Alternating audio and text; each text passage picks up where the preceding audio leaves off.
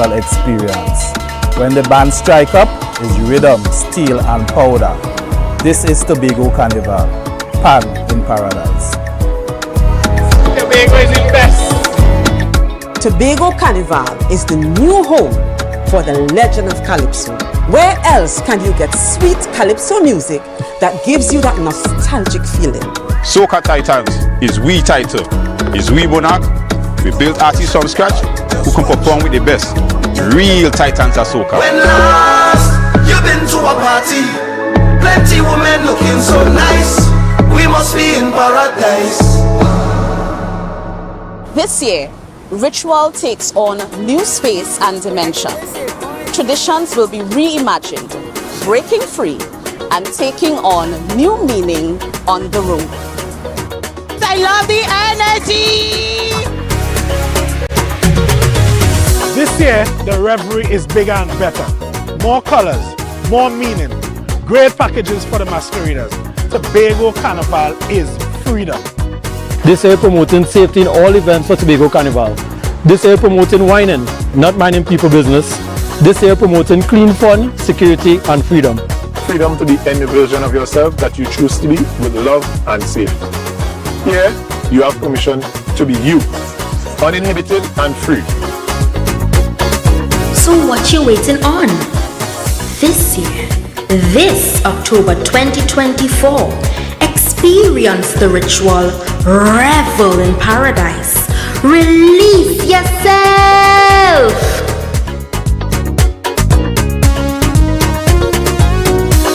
From the greatest little island on the planet, this is the Tobago Carnival 2024.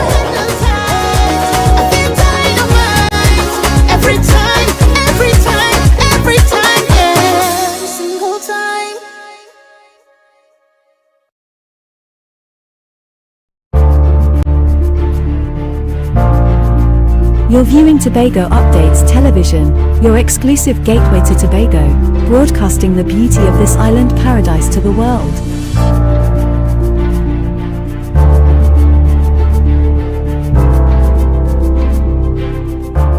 Smile on your face when you're moving from place to place. Good morning, good morning, morning, good morning, morning. Good morning and welcome to the morning show on Tobago Updates Television. It's Tuesday, 30th July 2024, and we're coming to you live from the Port Mall in Scarborough, Tobago. I am Adana Kumbi. This is the day that the Lord has made, and of course we will rejoice and be glad in it. What a good day to be in the land of the living. There's so many things happening around us, but we must give God thanks for life. Yes, if you inhale, take a deep breath. Your lungs are being filled by the air that is provided by the Almighty. So remember to give God thanks and praise for life. It's always a pleasure to be coming with you each morning as you invite us on your morning routine, whether you are puttering around in your kitchen, in your garden, or getting ready for work, or just to start your day. It's always a privilege and an honor to be coming to you as we bring information that relates to things happening in and around the Tobago. So thank you so much for inviting us on your morning journey and for making us your number one choice for television viewing in the morning here in Trinidad and Tobago. Before we get into all the conversations that we have planned for you this morning, we head on over to the news in 90 seconds. The news is brought to you by Standards. At Standards, nobody beats us on price. Believe it. Anna, here is your news in 90 seconds for Tuesday, July 30th, 2024. In 6 weeks, police and licensing officers will start enforcing the windscreen and window tint regulation 2020 to improve road safety and combat crime. This initiative aims to eliminate subjectivity in tint regulation by using scientific tint measuring devices. Minister of Works and Transport Rohan Sinanan emphasized the legal allegations focuses on road safety, not revenue generation. The initiative also addresses national security concerns by reducing the use of heavy tinted windows for criminal activities. The Trinidad and Tobago Police Service and Licensing Office have trained officers to use the tint measuring devices. A national public education campaign will be launched to inform the public about the new regulations. Up next, Chairman of CARICOM and Prime Minister of Grenada, Dickon Mitchell, aims to pursue a digital transformation agenda for the Caribbean during his tenure. Mitchell addressed concerns that CARICOM is merely a talk shop, highlighting the practical support it provided to Grenada after Hurricane Beryl. He emphasized that CARICOM serves the people, not politicians. Outgoing Chairman and Guyana's Prime Minister, Ifran Ali, noted CARICOM's significant impact despite a lack of global headlines and reiterated its commitment to supporting Haiti. The heads of government meeting will conclude today. And finally, 22 TNTech workers have been deployed to Grenada to help rebuild the electrical infrastructure damaged by Hurricane Beryl. They will spend a month reinstalling poles and breakers to restore power. The team, which includes 18 workers and 4 supervisors, was sent off by Public Utilities Minister Marvin Gonzalez. Gonzalez emphasized the growing frequency of such mission due to climate change and the need for resource pool to address its impact on utility infrastructure.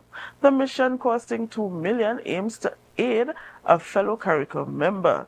TNTech's General Manager Curvis Francois responded promptly to Grenada's call for assistance, reflecting a spirit of mutual aid. Gonzalez praised the workers' previous efforts in Grenada and acknowledged TNTech's high standards despite limited compensation. He also noted TNTech's role in restoring power in Tobago post-Hurricane Beryl. And that was your news in 90 seconds. Get your quality furniture and appliances at Standards. Frigidaire gas range $599. Serta base and mattress $1,899. RC 50-inch smart 4K TV as low as $2,599. Yes, at Standard, nobody beats us on price. Believe it.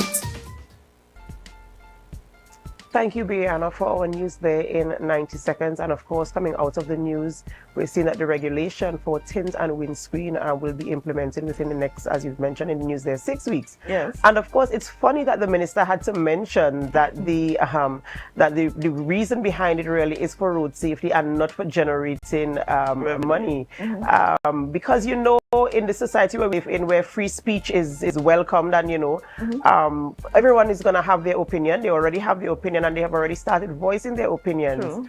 And, you know, I just find that it is really, really amusing that you really had to put in that disclaimer. It's not for generating cash, but it's really for road safety. Yeah. And when you wait, really, the justification that they put forward in terms of criminals using heavy tints to move in vehicles. Even yesterday, we spoke with the TTPS and we saw where they were able to detect high-powered weapons in heavily tinted vehicles, and you know, and so you want to support this initiative, but also the questions will be there that have been raised in the public space. You know, how are you relating with this, Bian, and how do you feel about, you know, the regulations that are going to be implemented? Well, the regulations that are going to be implemented, it will do a good for us, yes, in terms of curbing the crime situation, as you mentioned. But as for me, it will not really affect me because I think sometimes when these officers stop you, it kind of gives like a embarrassing situation. So for me, I try to stay within the law. You know, it's always best to err on the side of caution, as you said, and to stay within the ambit of the law. And speaking about officers pulling you aside on the road, we know that the licensing officers are here in Tobago and are busy on our nation's roads. And you know, just yesterday, while going through social media, I saw a post where an individual was saying that the licensing officers, I believe in the lowlands area, they pulled aside an emergency vehicle, an ambulance that was transporting a critically ill person to the hospital. I'm not sure how long the transaction took, what they were looking for, what the conversation, you know, entailed, and how long they were kept in that space. But I'm not sure what the regulations are in terms of pulling over an emergency vehicle, especially one with sirens on. The post said that there were sirens on, and the person was really trying to get to the hospital because you're transporting a critically ill person. Now, I understand that criminal elements can also penetrate that system as well. But I don't know where do you strike the balance? Well, it could be twofold in the sense that, yes, it's an emergency vehicle, but you could probably have days that, you know, you will inspect those emergency vehicles in terms of you go to their compound as opposed to being on the nation's road, you know, because of the fact that they had a critical person in the ambulance, and, you know, time is of the essence where that is concerned. Exactly. I would love to know the outcome of that situation, and let us try to use our best judgment when executing our duties as public servants. Thank you, Bianna, there for that rapport there with you. It's always a pleasure speaking with you every morning. All right, ladies and gentlemen, we have to celebrate with those who are celebrating, so we head on over to our birthday shout-outs.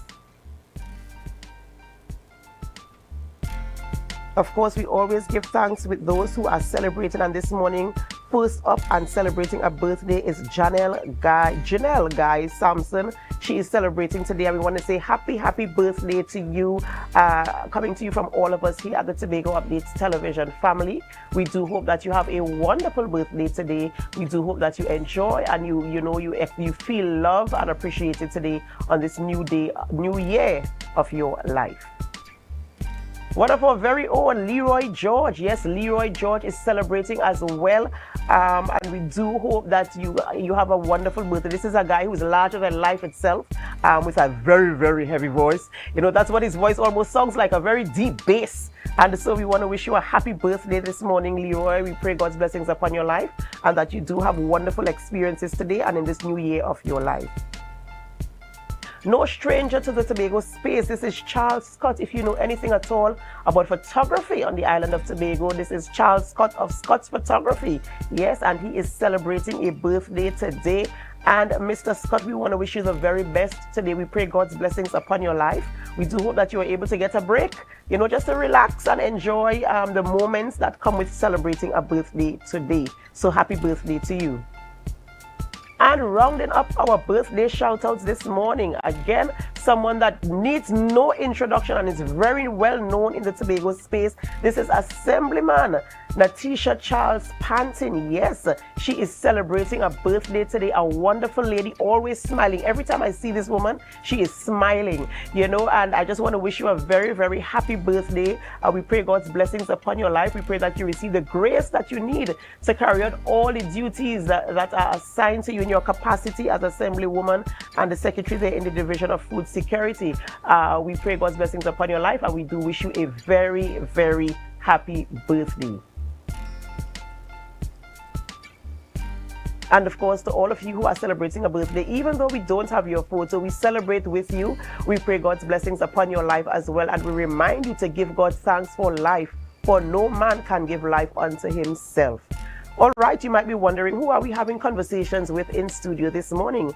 And we start off conversations this morning by speaking with Jessie Taylor, Cultural Officer 4 in the Division of Tourism, Culture, Antiquities and Transportation. And we speak about Emancipation Celebration 2024. Yes, and then we head on over to Kerry Ann Douglas and Mercy Dinoon of the Tobago YMCA facility. We're talking about upcoming activities that have been hosted by the YMCA. So you want to be a part of that conversation as well, just in case you have children or you yourself want to participate in some of the activities.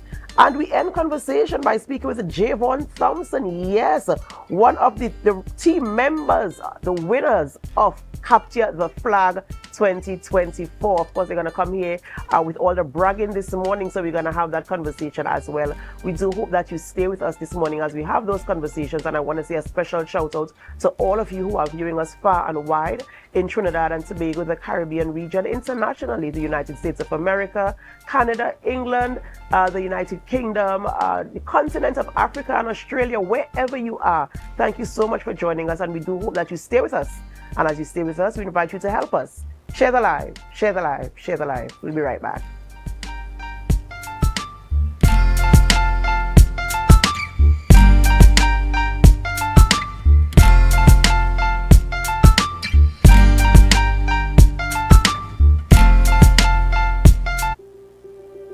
Are you ready to optimize your wedding business for engagement season and book more clients? Refine is the place to be. Refine, the Wedding Business Summit. Saturday, 14th September 2024 from 9 a.m. Pigeon Point Heritage Park, Tobago. This premier event is designed specifically for Caribbean wedding industry professionals. Gain expert insights, practical knowledge, and valuable connections that can help you thrive in the destination wedding market. Register now at refinesummit.com. It is time to refine. Refine the Wedding Business Summit. Get insider info, advice, and insights from local, regional, and international players in the destination wedding market. Refine the Wedding Business Summit. Saturday, 14th September 2024, Pigeon Point Heritage Park, Tobago. It's time to refine.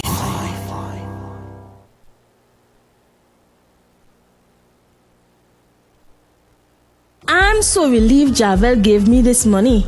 Now I could enjoy the holidays with my family and not have to worry about monies for bags, books, and shoes. Javel? Who is Javel? She could give me some money too?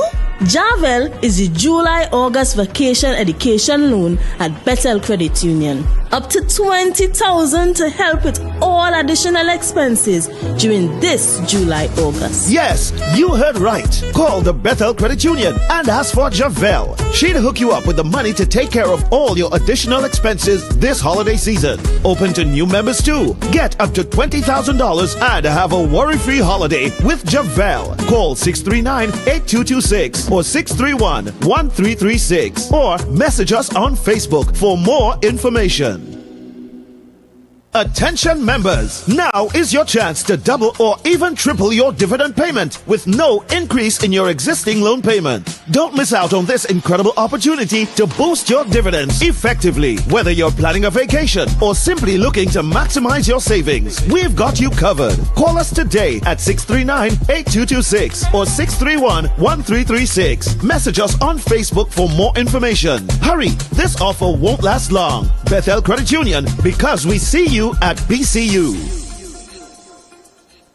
Get ready for the I Choose Sport Summer of Sport, and we're bringing the action to Tobago on Saturday, August 3rd. Win great cash prizes in our football tournament and show off your track and field skills. Have fun with our traditional and novelty games, bouncy castles, giveaways, and so much more. Meet some of our Tobago sporting legends up close. It all happens at the Montgomery Recreation Grounds from 10 a.m. on Saturday, August 3rd. See you there.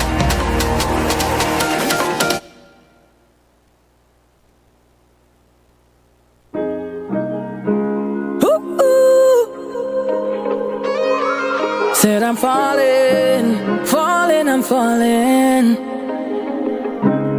As I lay in my bed with my head to the ceiling. Say I'm drowning alone and I'm lost in my feelings. Somebody send me a sign, cause you know that I need it. Carnival, come back to me, cause you know you're my healing. I said this soca is my therapy, my therapy. It take away all of my anxiety, my remedy. I tell you that we all need love. Jump up and show me love, wind up and show me love. Together say we are. Pamstar Promotions and Charns Bookstores are happy to bring the 2024 New Wave Max Championships to Lowlands Mall, 8th to 10th August. Participants must be between ages 9 to 12 years. Lots of prizes to be won. To register, call 471-2604. For the best prices on school books, WhatsApp 471-2604 or 371-4824. 3 lucky students will win their book list for free.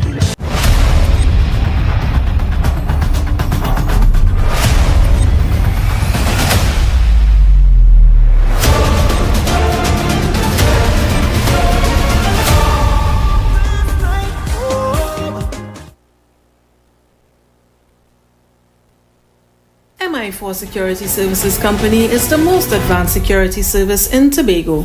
Ask about our cash and transit service. It's safe, risk-free, reliable, and timely. We provide safe banking delivery for all business types and sizes with highly trained staff, 24/7 monitoring, coordinated emergency response, and a well-maintained fleet of armored vehicles. Contact us at 660-7723 or visit our website at www.mi4securitytt.com to sign up today.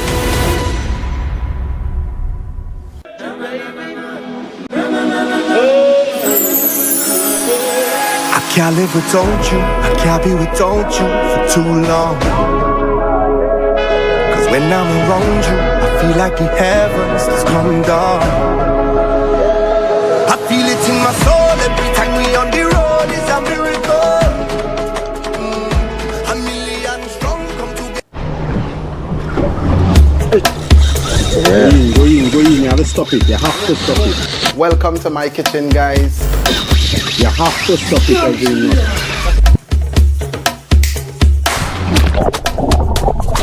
That's it. That's the intro. Let's do it one more time, right?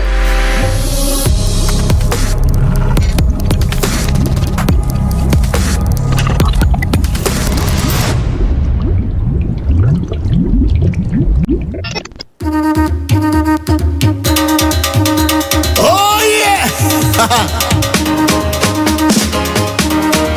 I said I can't wait for Tobago in October. Embark on an adventure to the greatest little island on the planet. Tobago invites you to ritual, revelry, and release. Whining in the Bago sun, having Bago fun, and Bago drinking rum. We go jump up and carry on. From October 25th to the 27th, 2024, experience the energetic vibe, the vibrant colors, and the unforgettable spirit of the Tobago Carnival. Down here in Tobago. Whether you're tripping down the road or marveling at the beauty and creativity of our artisans, Tobago Carnival is an adventure. I said I wait and I wait and I wait and I wait for Carnival to come.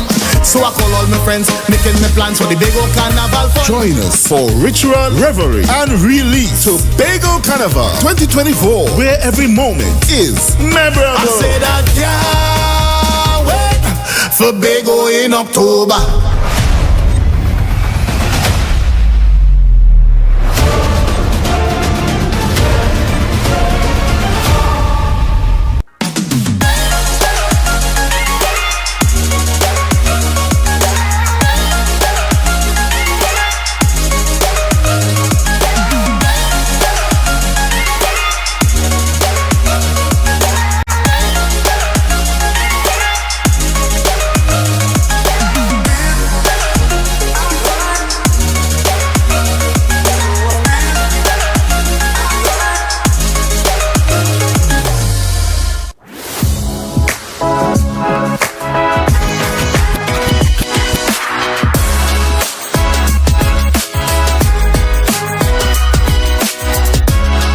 Welcome to the Magdalena Grand Beach and Golf Resort, where we will be hosting the very first annual CM Golf Academy Charity Golf Tournament. Some of the proceeds from this tournament will be going to my childhood school, the Montgomery Government School, and our neighboring school, the Boko Government School, where we will be assisting students in various needs. We'll be having players from all over the globe, friends from Canada, Barbados, and also here in Tobago and from Trinidad, and few friends from America as well. So you can come here in the land of sea, sun, and sun, and come and have some fun with us here in Plantation. It's a different type of thing down there, and we party till we drop down there, with a lot of pretty girls down there, down in Tobago.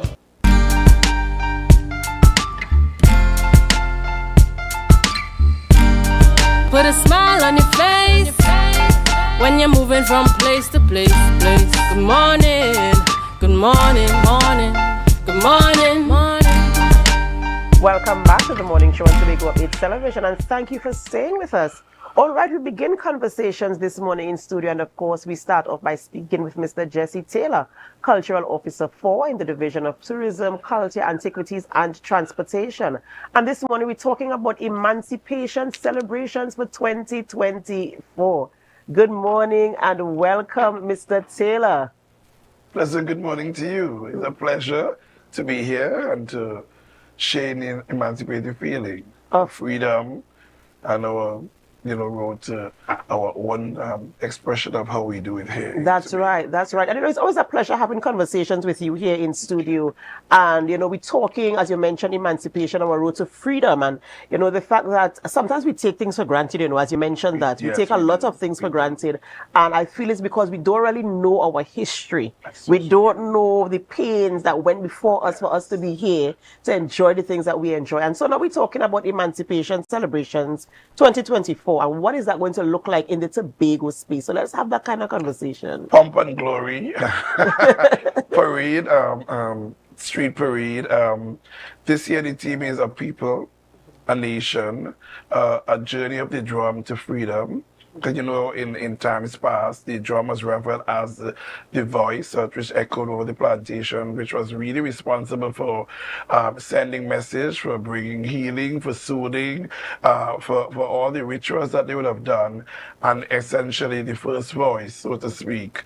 And so this year we salute the drum. We have joined with the Tobago Drummers Association, and we are proud to have the drum explosion as part of the Emancipation Day Parade that culminates the Tobago Heritage Festival, but is under the remit of the Culture Department in the Division of Tourism, Culture, Antiquities, and Transportation. And it's amazing how Africans, where we are from, who we are, we have so many different rituals and so many different objects that we use to send messages. Very symbolic. And that's the shells, right. The bell. That's right. The shak-shak, and many everything that we use, and even had to be stylized, where I say so. The tambourine, for instance, which is another version of the drum, the fiddle and the music is all part of that musical ancestry that has long been part of our history, but sometimes it has not been truly valued. And it's our intention this year to spend some time and indeed to even explore its movement, the passage, and how it have become even more inclusive and is now very celebratory and embracing things like utilizing the pan, national instrument, as part of the orchestra. And this is really, really amazing and beautiful, and it's kind of pour-raising, to connect with your origin, where you came from, and the story. You can't know where you go. That's right. People without a culture, people without a soul. That's right. And to tell the story, as you talk about the journey to freedom, you're talking about celebrating this symbol, this object that we use to communicate, whether it is joy, sorrow, peace, a way of escape. Exactly. They need healing, anything. And what is remarkable about this, is that Trinidad and Tobago as a nation, they were among the first of the people who observed this since 1985. But even before that, in the 18th century, even as we were struggling towards a freedom, and what eventually to 1833, 1834, and then 1838, and all that freedom that came with our right to choose, to become no longer colonized, but here we can see a rich people and who are really inextricably linked to their cultural patterns, their belief, and the way of dress, and the way they carry themselves, their values, the way, the food, and all of those things, the artifacts, and how we are able to use those things to conjure up the image of yesteryear and to really celebrate the struggles that is now a joy of freedom, a road of freedom, the bells of freedom, the drums of freedom, marching, symbolically representing a movement from one place to another, but certainly a place of growth and a place of ambition and a will to succeed. And I do hope that our young people are buying into this, and they're very involved. I love to hear it. Yes, they're very involved. We have been able to gather the support of lots of the youth groups. We've seen over the years, through the outreach and the cultural outreach, we've seen the embrace, and it's now culturally appropriate, if I say so. So we now have a stronger unit, and that has been forged from many of the training systems, the things we do out of the division, out of the department. Aside to that, we also have the Prime Minister's Best British Trophy Commission, which also is a beacon of light for those things, you know. Absolutely amazing. And now we're talking about the street parade itself. So talk us through the routes and what we can expect on the routes. Yeah, so we gathered at the Coliseum, which is almost obliquely opposite the park going into Pigeon Point, and then we journey alongside the main street, and we go all the way and turn off into the park, and then we go into the Storby on the Storby Beach facility, tradition where they would have had the great race, and then the facilities will be set up in such a way so we'll have active session, immersive session, drums, chants, singing, and patrons who attend would be able to witness some of those things that would have happened over the festivals, and some of those things that would have grown simultaneously parallel to the festival, that is things out of Best Village and other things that we have been nurturing during the process. All right, and what time does the parade start? 9 a.m. is gathering, 10 a.m. kickoff start, and then once we get into with the holy pop and the ceremony and the drums and the chants and the various groups and different costumes and different things that we do to mark the movement right into, because it can also be a sort of reenactment of some of the things that we long and revered in terms of drumming and music and dance and speeches. And then once we get to that place, then yes, we spill into what is the drum explosion and some of those highlights that has largely defined the festival this year. And Jesse, why is it important for someone to come out there and to witness that firsthand rather than seeing the images that might appear on social media or any other medium? I think that actual opportunity to experience, I think is a sense of homage, is a sense of rebirth, resurgence, ignition of our, that fire, that flame that burns within all of us. I think that there's no better opportunity to celebrate our freedom than on Freedom Day, Emancipation Day, and Tobago, and the Tobago House of Assembly allows us that opportunity to, congregate with people of similar beliefs, to reach people, because, we have people of the 12 tribes, different people from society, so that there's this opportunity for you to have the intergenerational transfer of knowledge, to meet a great aunt, auntie, to your family, to experience the trotting, to truly reminisce on what have been and what could have been, what we have, and certainly the potential for what our future could look like. That's right, that's right. And coming out of the division of tourism, what are the other activities that we can expect? I know we're heading into independence and all other types of celebrations. At the moment, immediately ahead of us will be the Prime Minister's Best British Trophy competition. I am happy to say that the division has been able for the first time to be spearheading the first Tobago finals in Tobago of the Prime Minister's Best British Trophy competition. We saw alarming and alarming very, very positive showcase of cultural prowess and excellence that had the Tobago Trinidad come to pass almost running scared. So we now have what is arguably the largest contingent out of Tobago as a district as against Trinidad.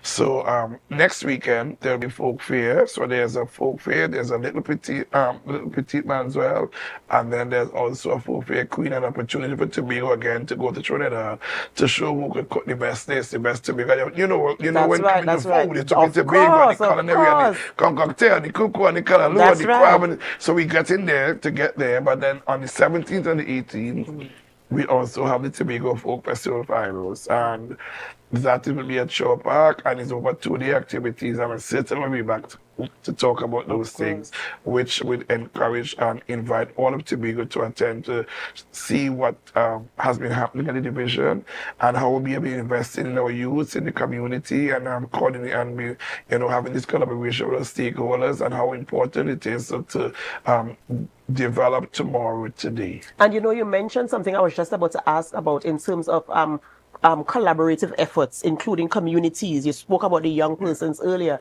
and the community involvement, Very ensuring important that to the us, culture remains active in each community. Precisely, and not only that we retain the authentic traditions, that we are able to nurture and budding talent, to see where the talent discovery, because as you know, the next layer is emerging, and the preparation bed for the next layer is also important.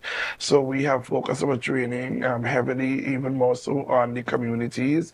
We continue to have our collaboration with other sister divisions and other agencies that are non-governmental in structure, so that we could be able to be the best that we could have, a nice, cohesive, collaborative, and really strong, that it really aligns itself to the goals and objectives, one, of the department, and then, of course, that aligns itself with the mandate and the vision of the division as a whole. Absolutely amazing. Ladies and gentlemen, we're speaking with Jessie Taylor, Cultural Officer 4 in the Division of Tourism.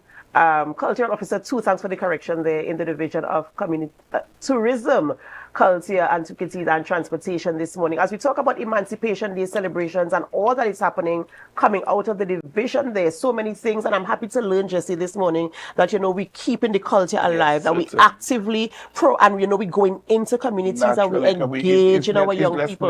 Layered with the youths, and we compete against other emerging trends, world dance and music and street this, and then we also have technology, and we have telephones and iPads. So our work is really cut out for us, but I'm seeing in Tobago is bearing fruit, even at the primary school levels, and through all these things that we've been gathering support and putting direct energies in. And I must give commendation to those who lead us in the division, who are the architects of what we do, and to help us shape and shade under that proverbial bamboo tree that's essentially going to be fruitful for all of us. Of course, absolutely amazing stuff happening there at the division, and of course spearheaded by Cultural Officer 2. If you know Jessie Taylor at all, you know that he has his hands in many different things as he tries to keep the culture alive here on the island of Tobago, and to teach, not just to keep it alive, but to ensure that the young ones are actively involved and aware of what has happened in the past and where we are going with our culture. So many of our stories are untold, but I'm telling you, we are going to have the opportunity to continue to tell our stories. I do believe that our children are the future. That's right. And as the song said, if we teach them well, we can allow them to lead the way. That's so right. We have to show them the beauty that they possess. And if we are able to bring that out, then the world will be a much better place. It will be a deterrent for crime and other social disorders. And we should be looking towards that, because you see where Tobago is kind of heading. So we're trying to ensure that we nip the bud and put the children and the youth into something that's positive, encourage them to become more beautiful by being more beautiful inside and shining on the outside. Absolutely amazing, amazing stuff. And that is what we want in all of our societies, all our communities here on the island of Tobago. Emancipation celebrations taking place, of course, on the 1st of August. 9 a.m. is the gathering time at the Colosseum there in Crown Point, heading onwards to... join the trot. That's right, heading onwards to Storby, where they will be having the celebrations going on there. So you want to be a part of that. And we have a craft market and African market and that kind of stuff too. It's going to be a good day. It has always been, and this year will be no exception. We pray for good weather, but we are blessed. We are happy for what we are blessed with, and we will make it do. That's right, that's right. Yeah. Thank you so much, Mr. Taylor. Speaking with Jessie Taylor, Cultural Officer 4 in the Division of Tourism, Culture, Antiquities and Transportation. Ladies and gentlemen, we have to go for a short break before we continue conversations in studio. And as we go for a break, we invite you to help us. Share the live. Share the live. Share the live. We'll be back.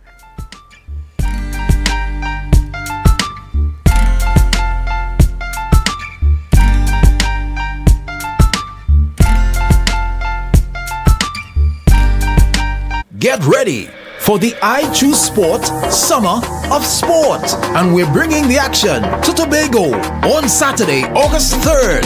Win great cash prizes in our football tournament and show off your track and field skills. Have fun with our traditional and novelty games, bouncy castles, giveaways, and so much more. Meet some of our Tobago sporting legends up close. It all happens at the Montgomery Recreation Grounds from 10 a.m. on Saturday, August 3rd. See you there. Get your quality furniture and appliances at Standards. Frigidaire gas range $599. Serta base and mattress $1,899. RC 50-inch smart 4K TV as low as $2,599. Yes, at Standard, nobody beats us on price. Believe it.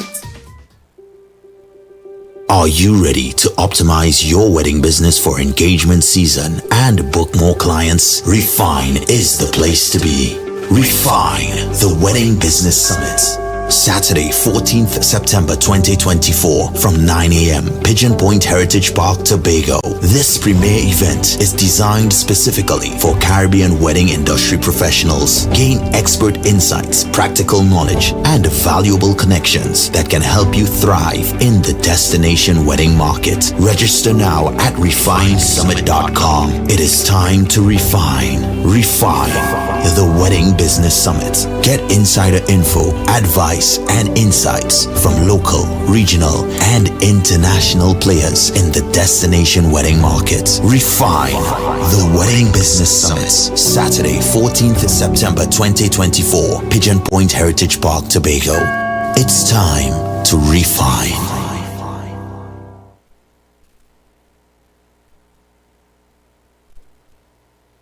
Attention members, now is your chance to double or even triple your dividend payment with no increase in your existing loan payment. Don't miss out on this incredible opportunity to boost your dividends effectively. Whether you're planning a vacation or simply looking to maximize your savings, we've got you covered. Call us today at 639-8226 or 631-1336. Message us on Facebook for more information. Hurry, this offer won't last long. Bethel Credit Union, because we see you at BCU.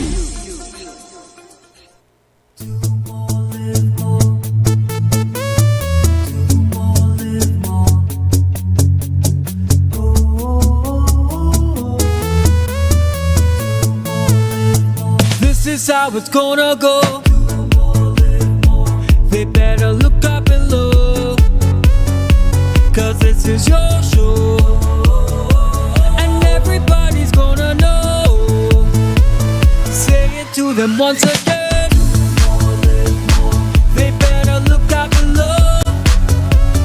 This is your show, and everybody's gonna know. That's how it's gonna go. They better look up below, 'cause this is your show.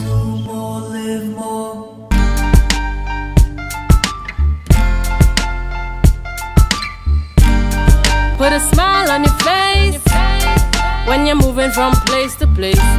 Good morning, good morning, morning, good morning, morning.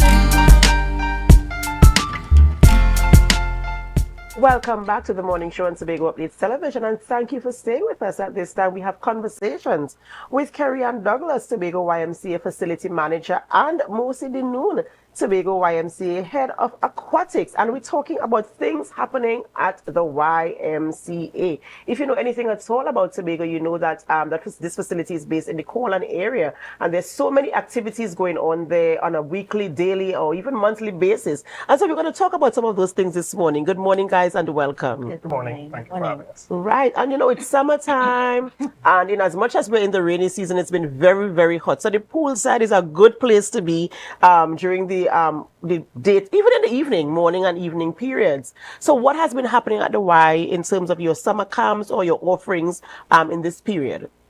Well, I don't know what we offer. We offer a number of aquatic activities. We have aqua aerobics. Mostly seniors come on mornings from 7 to 8 a.m. We also have aqua aerobics on evenings for the working adults. They come 6 p.m. to 7 p.m. And during the day, we have camp for the kids. So right now we're hosting weekly camps, yeah? And the camp run from 9 a.m. to 2 p.m. Okay, Monday to Friday. What's the age group for the... From 4 years up. For the kids? 17. Yeah, 4 Wow. to 17. Absolutely amazing. And do you have to have any type of training or any familiarity? Absolutely nothing. Ah. You just come. We take them from even babies. We even have a program for the parent and tot. So if you have a 6-month-old, you can bring them. We have specific classes that we teach the parents particular skills, how to hold the baby, sitting exercise, breathing exercise, what you should do if the child should swallow water and start coughing, how to hold the baby.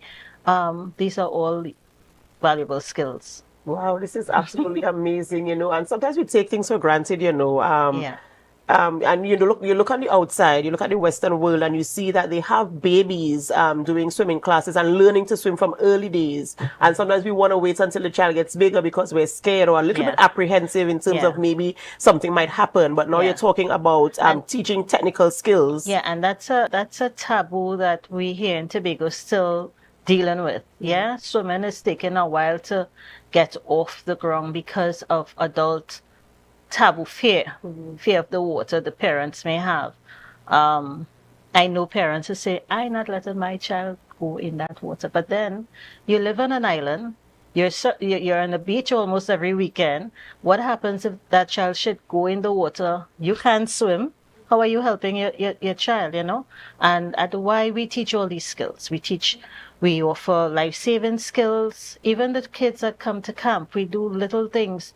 We teach them, listen, if there's someone in water difficulty, your first response is not to jump panic, in. That's right. That's right. And a lot of people doesn't know that. And I learned this a few years ago with my daughter. She was in the swim team since she's way high.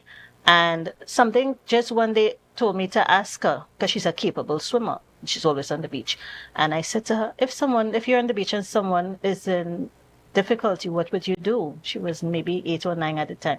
And she said, Mommy, I will just run in and help them. I'm like, bless her heart. Bless her heart. That whole thing. So then I realized, as a young swimmer, you think you are capable, I can help. But really and truly, that's the worst thing that you can do. Yeah, so we started implementing these little skills through our camp. And it's really just about educating.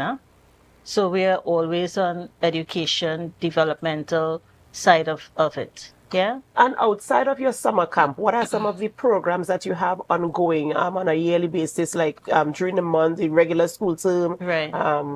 Right. So what we have, what we do is we offer school swim during the day, from September to December. And the school swim comes where you register with your school, and the school brings the kids over to the Y for a 45-minute period. We teach them swimming. Sometimes we do a little life-saving skills in between there, but mostly swimming. Once you register in September, that child comes for the entire school year. Yeah, that's how it happens. We also offer our after-school program, which is a developmental program as well. It's run by Cycle. So it's 3 months where the child gets 2 classes per week over a 12-week period. Yeah, the parents get to choose the days, Monday and Wednesday, or Tuesday and Thursday, or you can choose one day in the week and on Saturday. Yeah, and that is as far as our developmental program goes. And in terms of, still staying a little bit on the developmental program, I know that you mentioned that you don't have to have any type of skills to join. So they come in and they start, and of course there's a progression. So talk about the progression in terms of how they move up from. Right. So, and this is where my head of aquatics, ever so often during the program, during the cycle, he will do an assessment of the kids. So we don't wait until the child end the cycle to progress. So because some children learn faster than others. Yeah, so, and we're not about keeping back, and we don't put them in classes based on their age. We put them in classes based on their ability. Yeah, so sometimes you have a 4-year-old that just breeze through water adaptation and they could go on to the other stage. Yeah, so we put them into classes according to their skill ability. Yeah. So let's talk a little bit about the assessment, the skill ability assessment. How do you measure the assessment? As you said, a 4-year-old might just breeze through the water. So how do you assess them? So what we do is we have a necessary skill sheet where we go to. So every level has a skill goal that you try to make. So when the swimmers come and they go through all the assessment, the coaches would be basically we have an ongoing assessment. So like Mrs. Douglas said, it's not that we are waiting to the end of the cycle. Once they hit the skill set, so let's say when they first start off, a child who has no skill whatsoever, the first part that we are trying to do is water adaptation, making sure that if they fall into the pool that they are okay. So that first level is basically we dealing with the water adaptation. Once they get past that water adaptation level and they are comfortable in the water, then they can move over to the next level.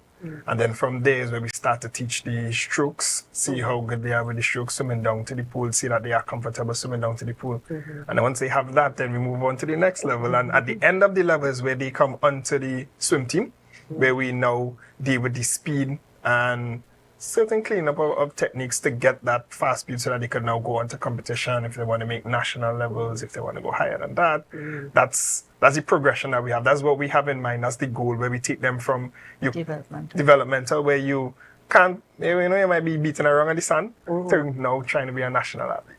Wow. And how, in terms of your, let's say over the past maybe 2 or 3 years, in terms of the developmental progress of your members, how has the progression been? I know you just came back with a few medals, and I want to leave that for our sports segment, which will take place on Friday. But in terms of the numbers or the quality of progression, how have you been able to measure it in terms of the outcome? So thus far, like you said, quality is very important with regards to what we produce. So it's not that we are trying to rush. And sometimes I can understand parents' frustration a little bit with regards to the time that it takes. But like Mrs. Douglas said as well, it takes time. A child kicking is the longest part that a child is going to take because it seems as something easy saying a child should know how to kick, but when it comes to the swimming aspect of it and the technicalities of what they need to learn, sometimes it's a little bit difficult. We have a lot of swimmers who actually went through the program and actually went to competition and they came back medaling. Like Zulika Darable, for example, like she shoot through the program, she went through the swim camp. She did the camp, she did all the stages, and when she started her first competition, which was the National Primary School Swim Meet, she came back with a bronze medal. And then her next swim meet following that, she came back with a trophy. Wow. So there are children who go through the program. That's just one example. There are others, but there are examples of others who go through the program because we focus so much on the quality of the athlete is how we know that when they get to that stage that they're going to do well when it comes to competition. Absolutely amazing. And in terms of the period that we're in now, which is summer, is there still time for children to register for the summer camp that is ongoing? So we have camp this week and next week. I think next week is the last week.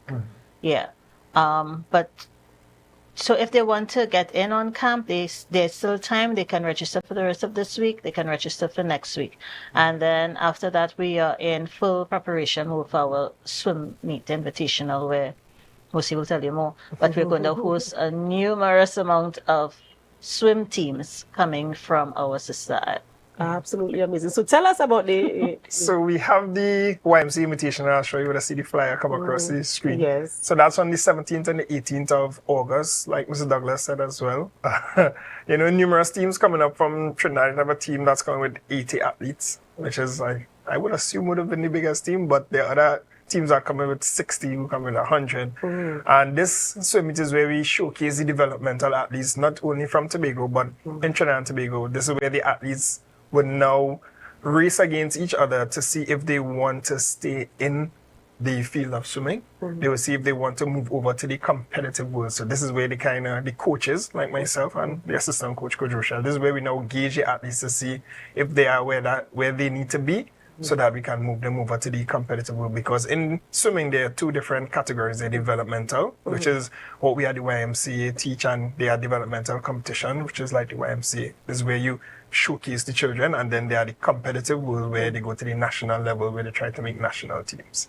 So at this competition is where athletes, not only on the swim team, so we have children who from the camp who would come onto they will swim under the Tobago YMCA umbrella. Other children who may just want to try out and see what it's like. This is the competition where you can do that. We have in total, there's like 109 events, which is not to be scared about. Wow. Everybody won't be swimming 109 events.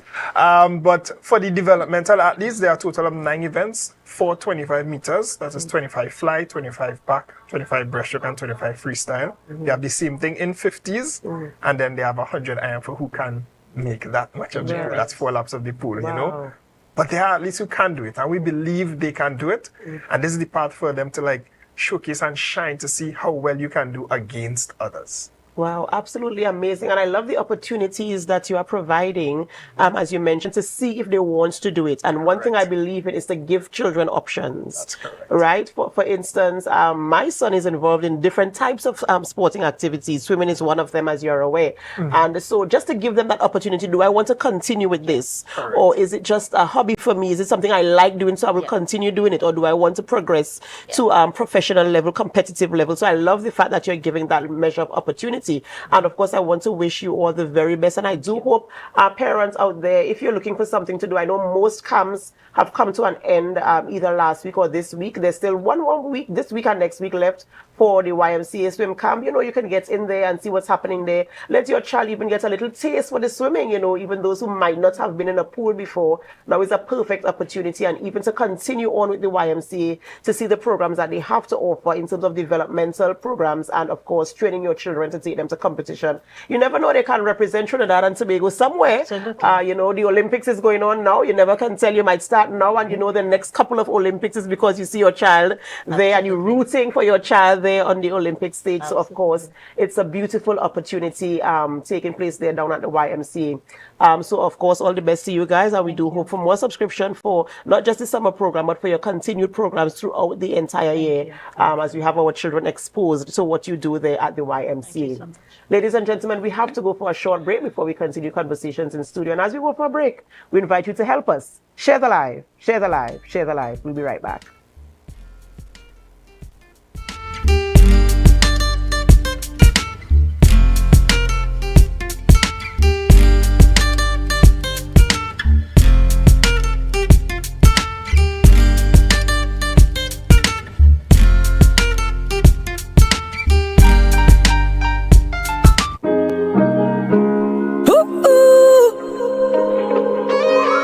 Said I'm falling, falling, I'm falling. As I lay in my bed with my head to the ceiling. Say I'm drowning alone and I'm lost in my feelings. Somebody send me a sign, cause you know that I need it. Carnival, come back to me, cause you know you're my healing.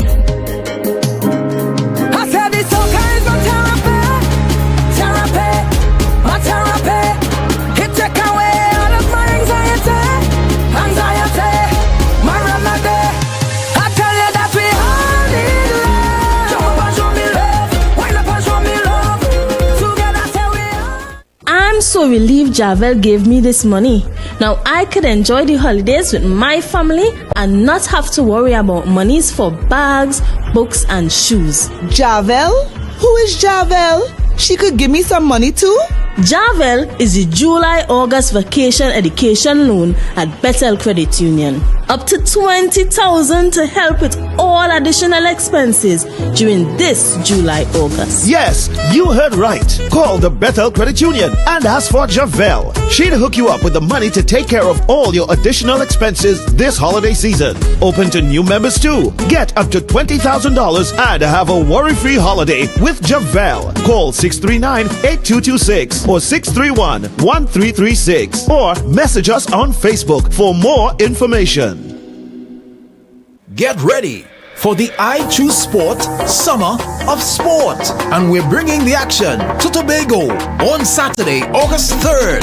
Win great cash prizes in our football tournament and show off your track and field skills. Have fun with our traditional and novelty games, bouncy castles, giveaways, and so much more. Meet some of our Tobago sporting legends up close. It all happens at the Montgomery Recreation Grounds from 10 a.m. on Saturday, August 3rd. See you there.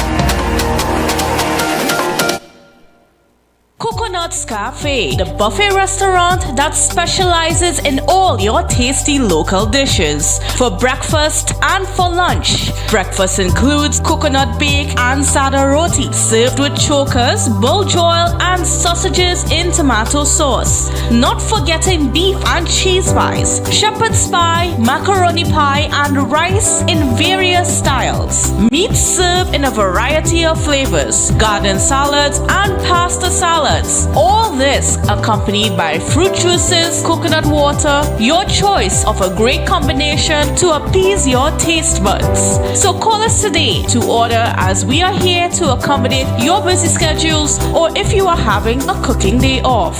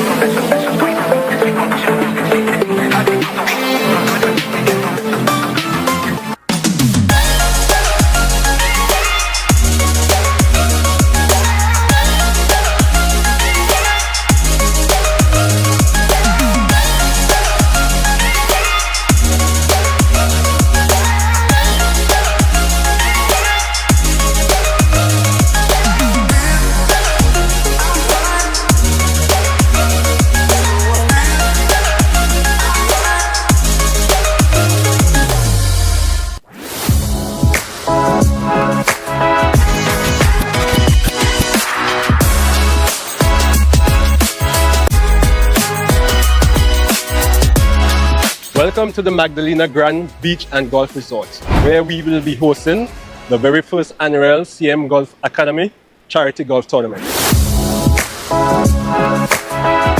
Some of the proceeds from this tournament will be going to my childhood school, the Montgomery Government School, and our neighboring school, the Bucco Government School, where we will be assisting students in various needs. We'll be having players from all over the globe, friends from Canada, Barbados, and also here in Tobago and from Trinidad, and few friends from America as well. So you can come here in the land of sea, sun, and sun, and come and have some fun with us here in Plantation. It's a different type of thing down there. And we party till we drop down there. With a lot of pretty girls down there. Down in Tobago.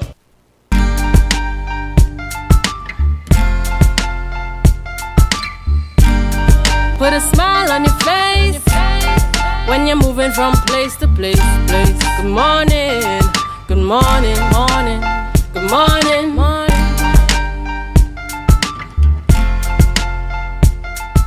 Welcome back to the morning show on Tobago Updates Television. I am Adana Kambi. It is now 7:53 a.m. So if you're getting to work for 8 a.m., you have 7 minutes to get there. In fact, you should be climbing the stairs to your office. If not, you'll be late. But remember to drive safely on our nation's roads. All right, we continue conversations this morning in studio, and we speak with Javon Thompson, a member of the winning team for Capture the Flag 2024. Good morning and welcome. Can I just say good wood pussy? Good morning, good morning, good morning. Right, of course, you know, you're here to brag because Capture the Flag took place a couple of weeks ago, I think 2 weekends ago. And, you know, prior to that, we had conversations about who was going to win and, you know, all the bragging rights that you would have. And so we're here this morning. We went through the phase and now you are standing here representing the winning team. How does it feel to be a part of the winning team? Real good, trust me. Real good. And I consider myself a philosopher because I've been speaking it into existence for the longest while. Told all be careful when good would come in. And guess what? We came, we saw, we didn't come in and we destroyed everybody. Moruga, Compre, Harmons. And then we saved the best for last, Scarborough Sec. The rematch from last year, rematch from last year, had to win this year. And I see, of course, you came into studio this morning all bubbling, right? And you're happy.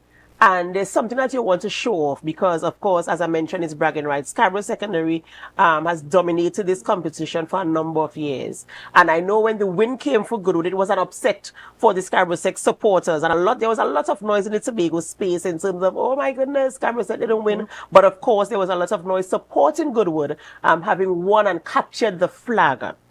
Yeah, well, example, the people's flag, yeah. Immortals bleeding blue in Goodwood for the next year, for the next whole year, yeah. Trophy won't mind me. Next whole year, we have plenty dates to go and you'll see us out in public a lot. They're going to feel sick. Like how they felt sick the same night, they're going to feel sick. This is ours for the year. And I know we're here to brag and, of course, it's a feel-good moment. You feel really good that you've achieved this feat that a lot of people have been trying to achieve for a number of years, as I mentioned, Scarborough Sec dominated. And so you feel very proud, especially coming from the East and coming to capture the flag, to conquer this quest. What has it been like in terms of interacting with the other teams from Trinidad and, of course, Tobago, building that type of network and friendships and stuff like that? What has it been like in preparation?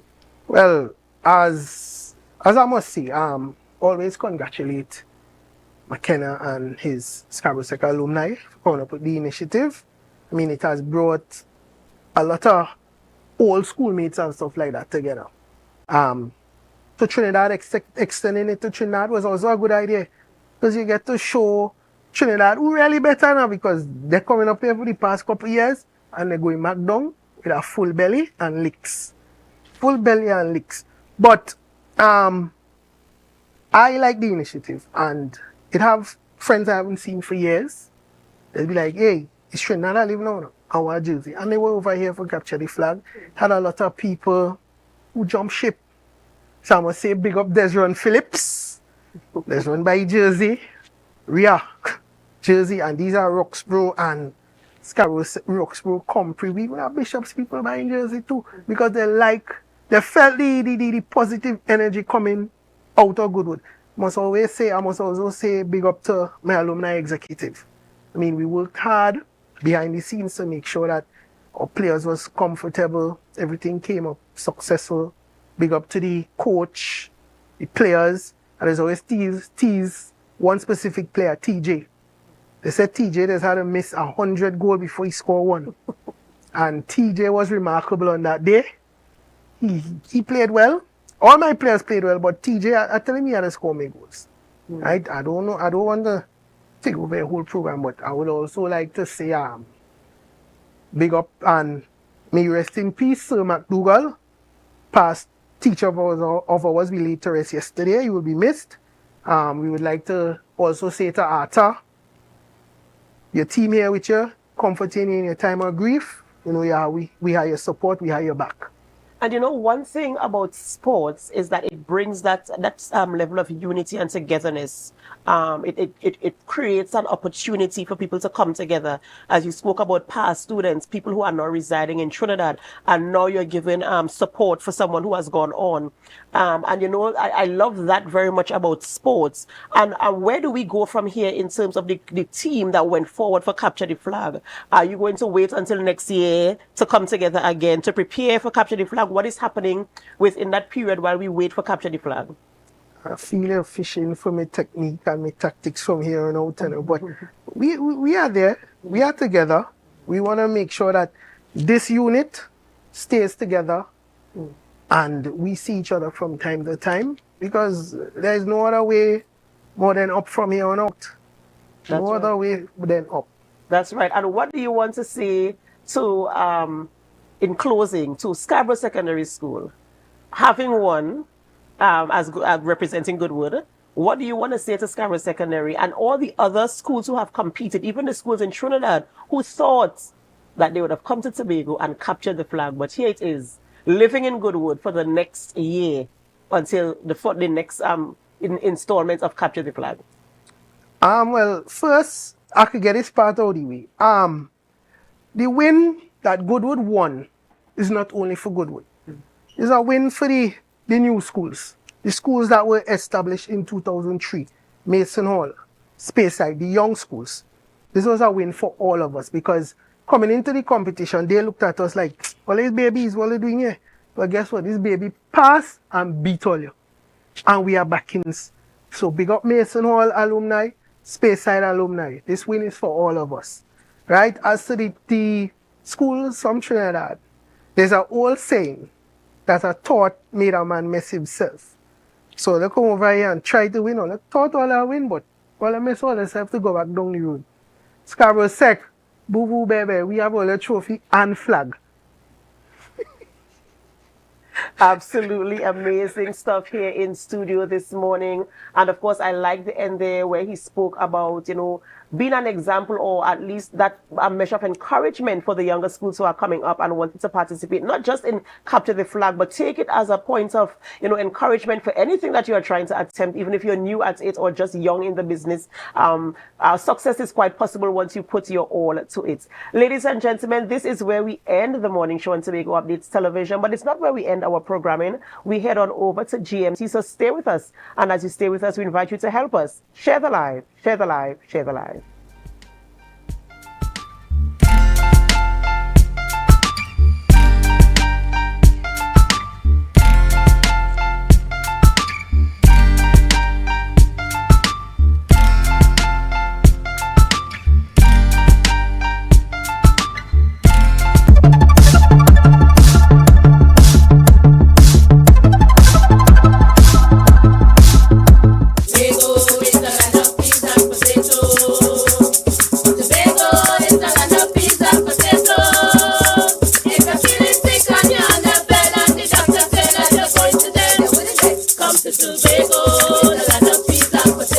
Welcome to Tobago Heritage, the Tobago Old Time Wedding happening right now at the beautiful community of Mariah, Tobago.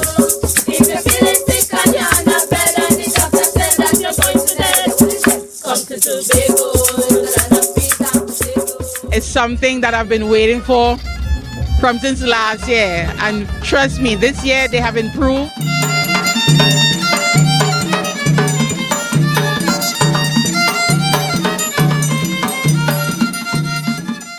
It's coming like not only a heritage, but like a harvest, where everybody enjoying themselves, and people could take part in the bush back.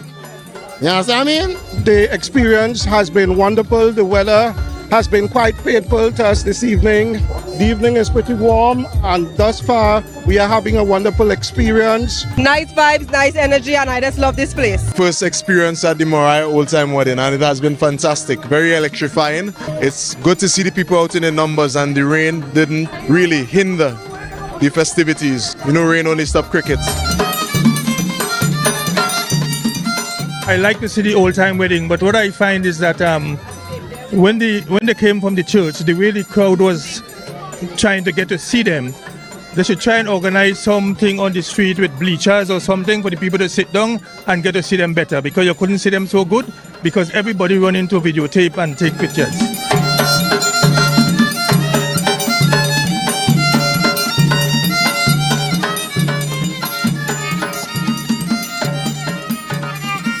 The festival has been very exciting.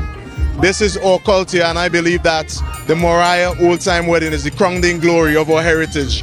It's very rich, and it has gained international recognition for very long, and we need to do more to push it forward. This is my first time ever at the Mariah Heritage. I usually watch it on TV, but my aunt decided to bring me out today, and I must say it's a really nice experience. The church service was very interesting. I really like the Mako lady on the outside. Very funny. I'm really looking forward to the stage production.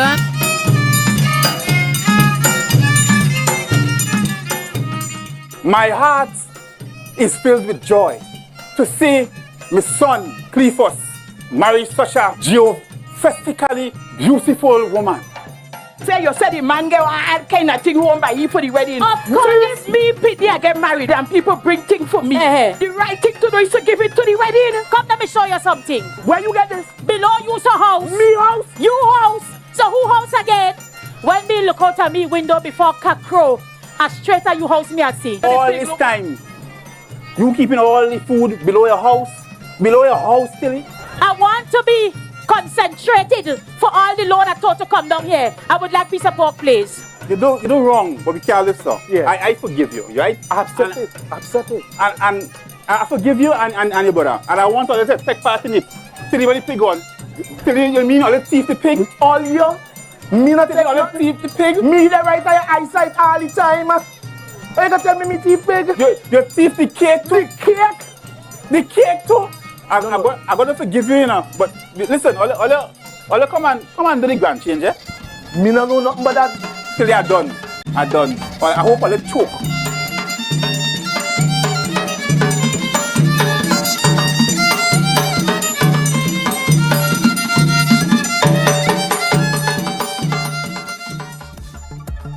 That was a production of the Department of Information, Office of the Chief Secretary, Tobago House of Assembly.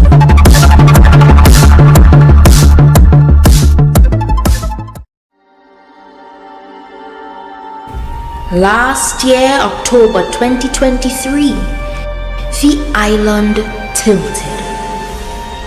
The peaceful bliss of sea, sun, and sand was transcended as we took to the streets to revel in paradise.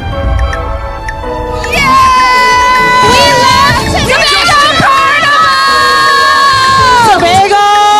It's such a nice place! Tobago Carnival, we're right here. We're not leave it till we go right down.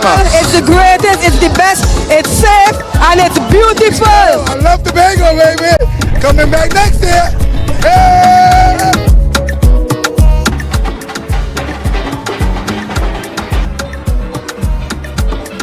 Playing pan on the streets is a magical experience. When the band strike up, is rhythm, steel and powder. This is Tobago Carnival, pan in paradise. Tobago is the best. Tobago Carnival is the new home for the legend of Calypso. Where else can you get sweet Calypso music that gives you that nostalgic feeling? Soca Titans is we title, is we monarch. We built artists from scratch who can perform with the best.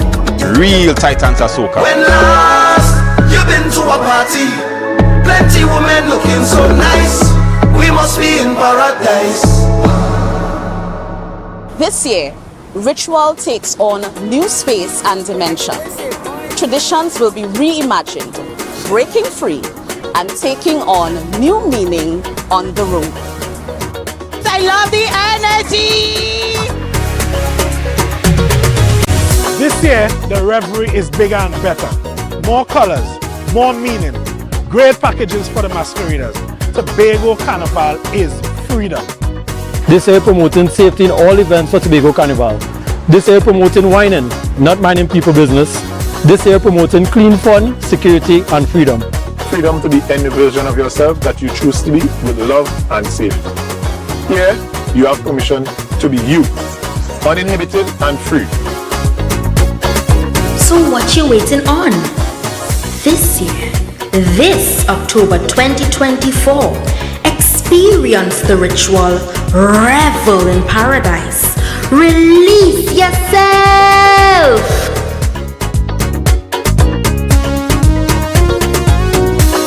From the greatest little island on the planet, this is the Tobago Carnival 2024. Every time, yeah. Every single time.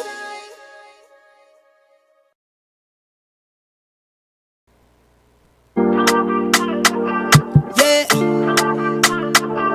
Hey. Tobago updates. Good morning, Tobago.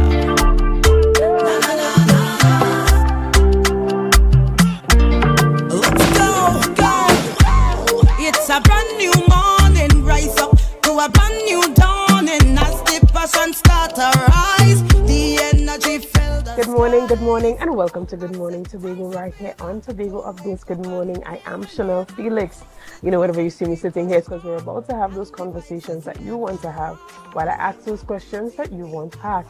But before we get into this morning's interesting conversation, let's have our news in 90 seconds. The news is brought to you by Standards. At Standard, nobody beats us on price. Believe it. In 6 weeks, police and licensing officers will start enforcing the windscreen and window tint regulations 2020 to improve road safety to combat crime. This initiative aims to eliminate subjectivity in tint regulation by using scientific tint measuring devices. Minister for Works and Transportation Rohan Sinanan emphasized that the legislation focused on road safety, not revenue generation. The initiative also addresses national security concerns by reducing the use of heavily tinted windows for criminal activities. The Trinidad and Tobago Police Service and Licensing Office have trained officers to use the tint measuring device. A national public education campaign will be launched to inform the public about the new regulations. Additionally, Chairman of CARICOM and Prime Minister of Grenada, Dickon Mitchell, aimed to pursue a digital transformation agenda for the Caribbean during his tenure. Mitchell addressed concerns that CARICOM is merely a talk shop, highlighting the practical support it provided to Grenada after Hurricane Beryl. He emphasized that CARICOM serves the people, not politicians. Outgoing chairman and Guyana's president, Ifan Ali, noted CARICOM's significant impact despite a lack of global headlines and reiterated its commitment to supporting Haiti. The heads of government meeting concludes today. And finally, 22 TNTech workers have been deployed to Grenada to help rebuild the electrical infrastructural damage by Hurricane Beryl. They will spend a month reinstalling poles and breakers to restore power. The team, which includes 18 workers and 4 supervisors, was sent off by Minister of Public Utilities Marvin Gonzalez. Gonzalez emphasized the growing frequency of such missions due to climate change and the need for a resource pool to address its impact on utility infrastructure. The mission, costing $2 million, aimed to aid a fellow CARICOM member. TNTech's General Manager, Clovis Francosis, responded promptly to Grenada's call for assistance, reflecting a spirit of mutual aid. Gonzalez praised the workers' previous efforts in Grenada and acknowledged TNTech's high standards despite limited compensation. He also noted TNTech's role in restoring power in Tobago post-Hurricane Beryl. And that was all news in 90 seconds. Get your quality furniture and appliances at Standards. Frigidaire gas range $599. Serta base and mattress $1,899. RC 50-inch smart 4K TV as low as $2,599. Yes, at Standard, nobody beats us on price. Believe it.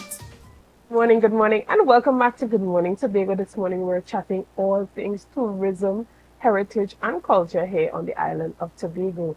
And as we have that interesting conversation this morning, I have the privilege and the pleasure of sitting in studio live with Councillor Tashia Morris, who's also the Secretary for Tourism, Culture, Antiquities, and Transportation.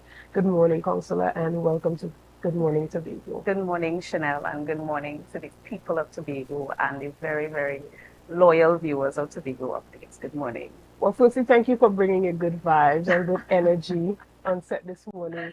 You know, we needed it to get that boost, to get the conversation going. Truly appreciated. Now, you have been doing a lot of work where tourism development is concerned on the island, and we remember during the beginning of your tenure, you spent a lot of time doing public consultations. How has these public consultations contributed to the type of policies that you have brought into office? What we found is that post-COVID, you had a number of stakeholders who had needs. Some of them were very similar, but some of them were very unique to the particular stakeholder grouping. And we have been trying to navigate some of the very real challenges of being able to provide support in the places that we could provide support. So, for example, capacity building, training, technical development. Even in-house in the division, we recognized that there was a dearth of technical expertise that would be able to aid us in truly charting a course for our progress and development when tourism is concerned. So we really have focused a lot on training in-house and trying to empower and motivate people in in-house to become passionate about the sector first, because we can't motivate people on the outside if we ourselves on the inside are having struggles, becoming passionate about what we do on a day-to-day basis. What I've found is that, there are varying attitudes concerning the tourism sector in Tobago. There's a group of people who are so very passionate about the tourism sector, passionate about welcoming our visitors, passionate about providing the kind of out-of-world experience that Tobago has become known for. And then there's a group of people who are generally apathetic towards tourism and what tourism does for our economy. And what we have to do is just kind of find a midpoint. How do we get all people to understand that tourism is all of our business, where it doesn't matter whether you are a taxi driver, or whether you're working in a hotel, or the owner of an establishment, or you're a child in school.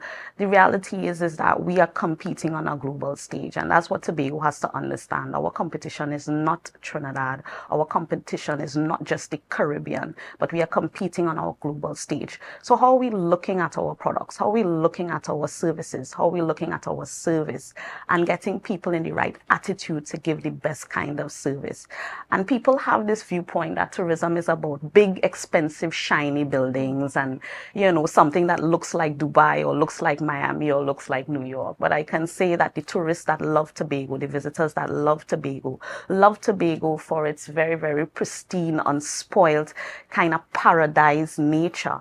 And how do we ensure that what we are creating gives them that experience that they look for, shows them that we live where they vacation, and that is taken in the fullness of what it means. So that people need to understand that in terms of product, service, wherever they may come from, whatever stakeholder group they are a part of, it's recognizing that we have something that people want. How do we package that product to get to the people that need it to get to it, as well as the fact that how do we continue to look for continuous improvement? Right. And in the beginning of your tenure, you also dedicated a significant portion of your budget towards strategic planning. Yeah.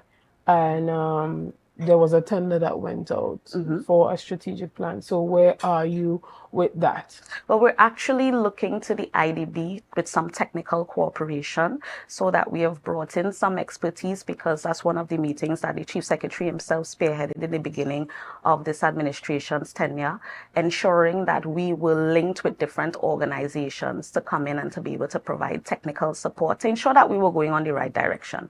So we are working closely with the IDB at this time in terms of technical cooperation. It may mean that we will, at the end of that process, have to take back out that strategic planning tender, but it may have some changes because we've had to do some introspection. We've had to do some internal studies. Right now, we have some studies going on with respect to economic analysis of the tourism sector, airlift, opportunities for airlift for our destinations such as Tobago, and some other areas that are very critical for us to be able to have that robust strategic plan that falls in line with this administration's mantra of the greatest little island on the planet and stimulating development, economic development on the island. So we don't want a situation where the tourism division is doing one set of work, but it's not aligned with the general work of the THA, the general work of the Office of the Chief Secretary, the general work of the Division of Finance, the general work of the Department of Planning. So it's a whole of THA approach, not just about strategic planning at the level of the division, and there's always strategic planning going on because there's an operational aspect to strategic planning as well, where we're looking at the day-to-day, week-to-week, month-to-month activities of the division. But what is the longer-term goal? What's the longer-term strategy? How do we move our tourism sector from where it is now to where it needs to be in the context of all of the other progressive sectors that exist on the island, the financial sector, the agricultural sector, and what are the linkages that exist between all of these sectors? So it's not our intention to work in a silo. It's not our intention to just write a document and it just works for the Division of Tourism and we have it at our chest and we don't know what's going on in our sister and brother division. So it's really an approach that we look at where we think and we believe that tourism affects all sectors. So how do we establish those linkages between divisions? How do we link our planning to the general planning that is taking place at the level of the THA? And how do we now have this comprehensive document that speaks to all of the progressive sectors on the island? Right. And a couple millions was dedicated to the actual planning process, right? So was that tender awarded to a particular team that started to work on it? Then during the work, you all realized that, okay, we need a bigger approach. We need a THA-wide approach to our planning, because when you start the planning, you realize, okay, as you indicated, we need that integration of all the sectors. How did that shift occur from having the tender out for a strategic plan that cost a lot of money to now deciding, okay, we want the IADB involved and we want to expand it to an entire THA-wide strategic So the idea was to stop that process. So that process was stopped. So no money was spent in terms of the award and putting it out and having somebody come on board and start the work. That work never started because we realized, as I said, that there was a challenge that we had to overcome before we invited somebody external to the organization to come in and help us with that strategic planning process. Because part of what it would have entailed was having our staff onboarded in a particular way. And as I said, recognizing that there are other actors in this space that we would have to engage as part of that process. And understanding that we ourselves were not ready yet for that part. I mean, it was very ambitious for us to get out very quickly with a strategic plan because it's post-COVID and we feel like okay, now is the time for us to put this plan in place because we're coming out in a big way. But understanding truly that COVID did a number on the tourism sector, and it was not just on a surface level. We had to take a deep dive into what the challenges were, and these are challenges that we face on a daily basis. And some of these things are not within the remit of the THA or even the division to be able to solve. So things like forex challenges, that's something that the THA as an institution cannot solve. When you talk about access to credit, that is something that the THA in and of itself is not responsible for, because we're talking about actors that are external to the tourism sector who have a lot of input into how the sector is run. So having a true understanding of the picture of where we're at in the Tobago space versus Trinidad versus the rest of the Caribbean versus the rest of the world, having that understanding allows us to walk into this process better in a better place to inform what the ultimate outcome would be. And having the IDB send their experts as well, because they have a number of experts specifically with respect to tourism policy and planning, who were able to come in and help us get ourselves in a frame of mind to be able to now ensure that whomever is coming into this space to assist us with this process is best equipped with some background information, some historical data that didn't exist before I came into office, that they can now have a strategic planning process that is more robust. Right. And while that process is taking place, what strategies are being implemented to increase visitor arrival? So there's a number of things that are happening in this space. To be honest with you, Tobago is in a unique position as a destination because we have our largest source market right next door to us, largest source market by numbers that is right next door to us, which is Trinidad. 2.5 hours away by boat, 20 minutes away by plane. So that part of what we have been ramping up over the last couple of months is really selling to that domestic market. Because the reality is that the domestic market exists 24/7, 365 days a year, whereas our international market is more seasonal. We get more numbers during the winter period for international airlift, and we get more numbers during the period October to April with respect to cruise ship. But that domestic market is coming into the space every single day of the week. And what we've seen the numbers increasing in terms of the amount of people accessing inter-island transportation to visit Tobago, whether they're visiting for a day, whether they're visiting for a weekend, whether they're visiting for business or pleasure.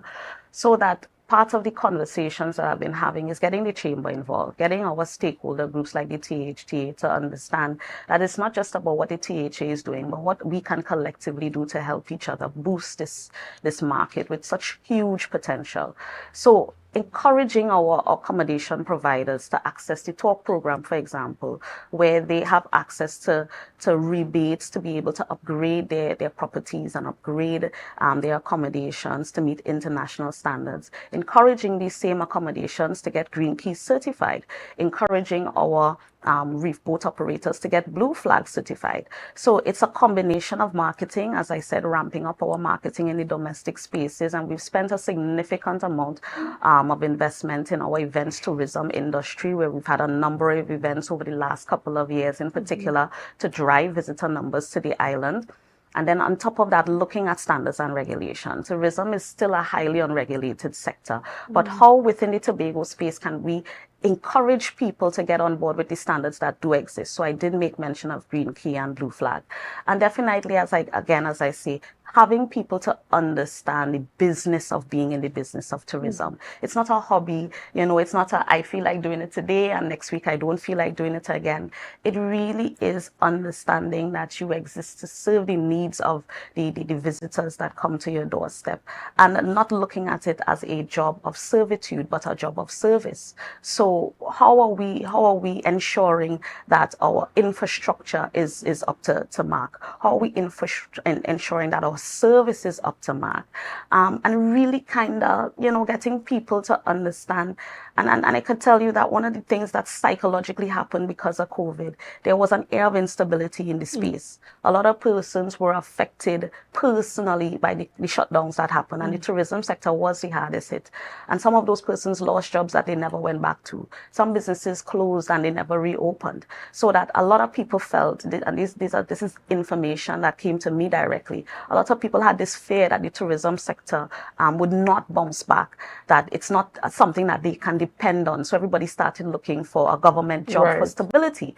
But the reality is that the tourism sector has surged past in terms of people traveling. We have surpassing numbers worldwide since 2019, and now that we're fully reopened, it's an opportunity for Tobago to now take full advantage of all the opportunities that are there on offer. Right, and for a long time we've been going to trade shows and representing Tobago and utilizing particular international marketing strategies. But have we begun to tap into strategies that include the utilization of global influencers, especially travel influencers? Because they say insanity is doing the same thing over and over and expecting a different result. And we're seeing where countries like Barbados and Jamaica and even St. Lucia of recent have invested heavily in influencers that tend to use their platform, use their audience to bring a lot of tourists to the island and just, kind of put us on that global stage. We saw that St. Lucia's Carnival, now everybody's talking about St. Lucia Carnival since, Haley and Chloe, the sisters who, saying they were there over that carnival period. And now all of a sudden everybody wants to go to St. Lucia for Carnival. We have Tobago Carnival coming up in October. Are we thinking about bringing any influencers here? Oh, I wish I had the budget for that. Everything starts and ends with money, unfortunately. So we're not there yet. But certainly we want to build a product that people feel that you can't help but invest in this product. We're only in year 3. And, from a very authentic, organic place, there's only good things that people say about the future of the Tobago October Carnival. And the fact that this is a carnival that feels like no other, and that Tobago is a destination that feels like no other. And we are tapping into those organic feelings, and we're tapping into that natural growth of the product as the years go by. How do we continue to innovate? How do we continue to get private sector involved and for private sector to see the value of this product? How do we continue to build the capacity of the actors in this space? Because there's going to be a point in time that the government is going to excise itself completely from this product and hand it over. And we want to be able to be ready to hand that product over to a group of persons who are ready to take it up. So the same way that you have Spice Mass Corporation, the same way that you have different entities throughout the Caribbean who are charged with the responsibility for truly owning and managing a carnival product, and not just managing it for a particular period of the year and then you don't hear about it until the time comes next year. But carnival is a year-round enterprise. And how do we approach this carnival product as a year-round enterprise? I'm glad you mentioned the use of influencers, because we had started in the first year, we started using local influencers. So every year we've had some aspect of use of local influencers. This year will not be different. I would hope that we will get the kind of monies that would allow us to be able to invite some international influencers, but we're kind of also depending on very good reviews, very good word of mouth, very positive, solid reviews from our visitors to really drive people's interest to come to the destination. And what about those individuals who might not be looking for a big budget to come, but they're just looking for that type of accommodation? They're looking to They're looking for the experience to even build their own platform. Right. Well, certainly we are open to things like that. So definitely we have a small marketing core group that is looking at all of the aspects of how do we sell this product. And they are the ones who you can reach out to the Tobago Festivals Commission Limited, and anybody who's interested in coming on board to sell and promote the Tobago October Carnival. If there are synergies there that we can take advantage of, if there's a natural relationship that could be formed, because certainly I believe that we have to be able to be very adaptive to what's happening in this space. And if it is that now is the time of the influencer, and there will be a period of time that people will be following the work of influencers, and definitely buyer power is being influenced by the presence of a particular set of persons in this space, definitely that's something that we would want to take advantage of. So if there's anybody out there who feels that you have the reach and that October Carnival is up your alley in terms of something that you would like to experience and share with your followers, definitely we would want to have a conversation with you. And I want to touch a bit on the NCC, the National Carnival Committee. Now, in the first year, they would have made comments regarding not being engaged. Have you forged a relationship with them to help to expand the Tobago Carnival in this 2024 We have started some conversations with the NCC through their new CEO. The door was never closed to the NCC, definitely. In the Tobago space, I am one secretary that loves to allow our homegrown Tobago talents to be able to be the ones to lead the charge in how do we develop our different products in the Tobago space. And there's always a role for the NCC in terms of guiding, in terms of technical support, in terms of capacity building, and that door is always open outside of a carnival season, because if you're building an industry, you need to ensure that the persons in the space are well equipped to be part of that ecosystem that you are building for it to be successful. So we continue our conversations through the CEO. She has been very accommodating of our questions thus far. And I mean, we just look forward to continuing to engage them to see how they can assist us. And we've not closed the door to any type of assistance that the NCC can provide. Exactly. All right. No problem. Well, we're going to take a quick break right here, and we'll be back right after this. See you soon, guys.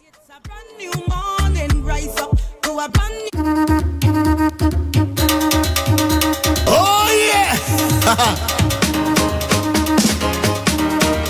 I said I can't wait for Tobago in October. Embark on an adventure to the greatest little island on the planet. Tobago invites you to ritual, revelry, and release. Whining in the Bago sun, having Bago fun, and Bago drinking rum. We go jump up and carry on. From October 25th to the 27th, 2024, experience the energetic vibe, the vibrant colors, and the unforgettable spirit of the Tobago Carnival. Down here in Tobago. In Tobago. Whether you're tripping down the road or marveling at the beauty and creativity of our artisans, Tobago Carnival is an adventure. I said I wait and I wait and I wait and I wait for Carnival to come. So I call all my friends, making the plans for the Tobago Carnival fun. Join us for ritual, revelry, and release. Tobago Carnival 2024, where every moment is memorable. I said I can't wait for Tobago in October.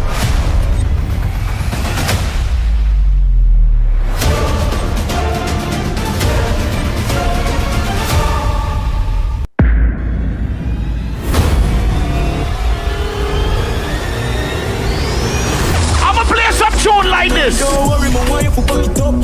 Make me happy whenever you fuck it. So me play very hard, fiesta. This one is for the people and them who don't care what nobody else have to say about them. Them none of cash, broke where you have, where you know about. It's too early for that. Too early, good all. They do but then enough nine. Girl, go to club, girl, like. Nice. Who's the one friend can drink all the alcohol no matter what? Put a bottle and spoon and a cup in my hand and a winding up on me man. Dream. I'm so relieved Javel gave me this money. Now I could enjoy the holidays with my family and not have to worry about monies for bags, books and shoes. Javel? Who is Javel? She could give me some money too? Javel is the July-August vacation education loan at Bethel Credit Union. Up to $20,000 to help with all additional expenses during this July-August. Yes, you heard right. Call the Bethel Credit Union and ask for Javel. She'll hook you up with the money to take care of all your additional expenses this holiday season. Open to new members too. Get up to $20,000 and have a worry-free holiday with Javel. Call 639-8226 or 631-1336 or message us on Facebook for more information. Are you ready to optimize your wedding business for engagement season and book more clients? Refine is the place to be.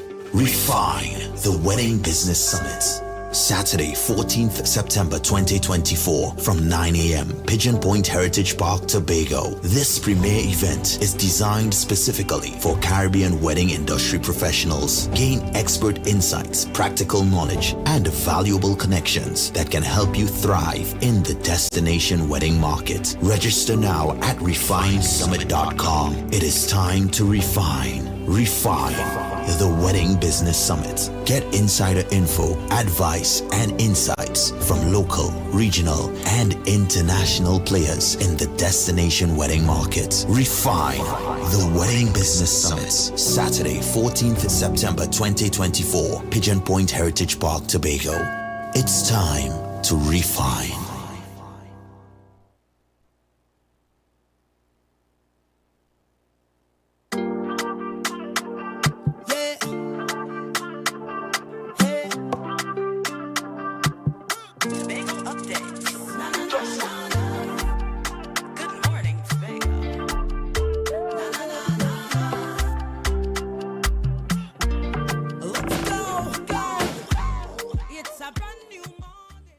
Good morning, and welcome back to Good Morning Tobago right here on Tobago Updates. We continue our conversation with Councillor Tashia Boris, who's also the Secretary for Tourism, Culture, Antiquities, and Transportation. Now, we're going to chat a little bit about the Tobago Heritage Festival 2024. But I should have asked you in the beginning, how has it been working with Niall George as your new Assistant Secretary? We forgot to mention that earlier. Yes. Mr. George brings a special, what's the word? The same way how I walked in this morning and I was kind of humming and psyching you up and getting us motivated for the interview. Mr. George has brought a kind of special, what do I call it? Just this special vibe to this space. He has this very, very blunt and very honest way of approaching anything that he does. Definitely has been very open to all the opportunities to learn and, be immersed in the culture. It's not something that, in terms of all of the aspects, because if you don't know his background, he comes from learning of tambourine and these kinds of things. So his grandfather was a very famous tambourine player. And so that is his cultural, navel string. But all the other things, he's taken it to it like a duck to water, I should say. And definitely brings his own brand of excitement and, to this space. So I'm very happy to have him on board, very committed to showing up, especially for all of the events. It could get very tiring when you're trying to juggle being in the office and then having to do events after work. And he's been very, very, very available to show up, especially in the places that I myself aren't able to show up. So, we're just trying to work as a tag team. Getting the work done. His particular focus is not just culture, but also community tourism and sports tourism. And he has a very serious, interest in development of the sports tourism sector. And that's something that I really want to give some support to him to do this fiscal year. Right. And in terms of integrating your projects and working cross-sectionally with other divisions, you said that you have that community tourism as well as sport tourism. Yeah. So some of the divisions that you have been working directly with to community achieve development and sports and settlements, and under the rural development unit, we have some projects that we want to start doing in the rural part of the island. And definitely having that relationship with my colleagues at community development, youth development and sport. I'd like to say a special good morning to Assistant Secretary Wayne Clark. I call him my Deputy Assistant Secretary because just as how Mr. George has been by my side in all things related to the heritage this season, Mr. Clark particularly has made it his business to also show up up, and I must thank him for always being there and present to support anything that the division does. But you know, those relationships are very important. The Division of Education, I just had a very, very robust meeting with the Secretary of Education last week, and I'm very excited for some of the initiatives that we'll be rolling out this fiscal, because we recognize that there's not enough to go around. There's a very limited pool of resources that exist in Tobago House of Assembly, and we all dream big. We all have the grandest plans for the greatest city island on the planet. And any one division could use all the money based on the amount of plans we have. But the reality is that I don't envy the Chief Secretary, I don't envy the new Secretary of Finance, because everybody's coming like this and say, look, this is critical, this is important, this is priority. So what we recognize is we get further faster if we are collaborating. So there are some areas where there are natural overlap in the work that we do. There are some areas that we now purposefully come to the table and we bring our resources to the fore to be able to get success together, because it's not just about singular success, it's about a whole of THA approach to every single challenge. Right, and that was going to lead to my next question. How important is it for you and any secretary, but particularly for you, when it comes to having those big events like the Tobago Heritage Festival, to get the support and the backing of your colleagues, and as opposed to it being, okay, well, the Division of Tourism is handling the Tobago Heritage Festival, how important is it for them to take it as their own as well, even though it might not be their division having it, you know, just as you indicated, Ms. Wayne Clark, he has taken it on as well as though he were your assistant secretary. So how important is it for your colleagues to and it's there, you know, the support is there because, you know, they are area representatives first. So they prioritize their respective districts. So whenever the heritage bandwagon rolls into a particular area rep's district, you see that support, you see them helping to bring together the people in the communities. And the portfolios are heavy. They have to deal with their districts, they have to deal with their divisions, they have a million things going on. So that who is able to show up does definitely show up and support. But I am appreciative of the fact that they certainly ensure that their districts show up, because the idea of the Heritage Festival was really a tool to bring communities together. It was never about the glitz and glamour of money spending, and that it was never created to be that. It was created to be an opportunity for every person, every community in Tobago to understand, where do we come from? What are our stories? What are our traditions? What are the things that we hold near and dear? And every year, once a year, we take an opportunity to stop what we're doing, to remember the good things, and to pass on the value systems and the things that make us who we are, proud Tobagonians of our. We have so many stories to tell. And we hear nothing but good reviews from that Roxborough Heritage presentation of the Belmana riots. Tell us a bit about what went. We know that you are not on the planning committee. You are not sitting there and planning what show is going to come after the other, but it comes to your desk for review, right? I can tell you what was the process. Because we've had 3 incarnations of the festival since I've been in the chair. And we inherited a model that focused largely on the glitz and glamour. Heritage used to be a very expensive undertaking for the Festivals Commission Limited. And when I've looked at previous budgets for the festival, $11 million, $10 million, $9 million. But when you see where the spend was going to, the spend was going to almost the fringe events and not exactly the events that were taking place in the communities. But even when you examine the community budgets as well, more than 50% of the arts was going into infrastructure. So you really weren't seeing the spend being directed into the pockets of the people in the community or into the pockets of the suppliers in the community. You found that for a lot of the events, external suppliers were being engaged to come in and set up and do all of the things. And that was not the idea. The idea was that a community owns its production, which means that you own every aspect of the production. So the person who is supplying the chairs should come from the community. The person who is setting up the stage should come from the community. The people who are working in the event should come from the community. So that was the model that we engaged this year. We gave them a budget, and I must say kudos to all of the communities that came on board. We literally asked them to make magic with $200,000 each. which is a far cry to what they're used to getting. But we had an oil spill this year. We have had a lot of challenges in terms of financing, so that we didn't have the amount of money to spend as we've had in previous years.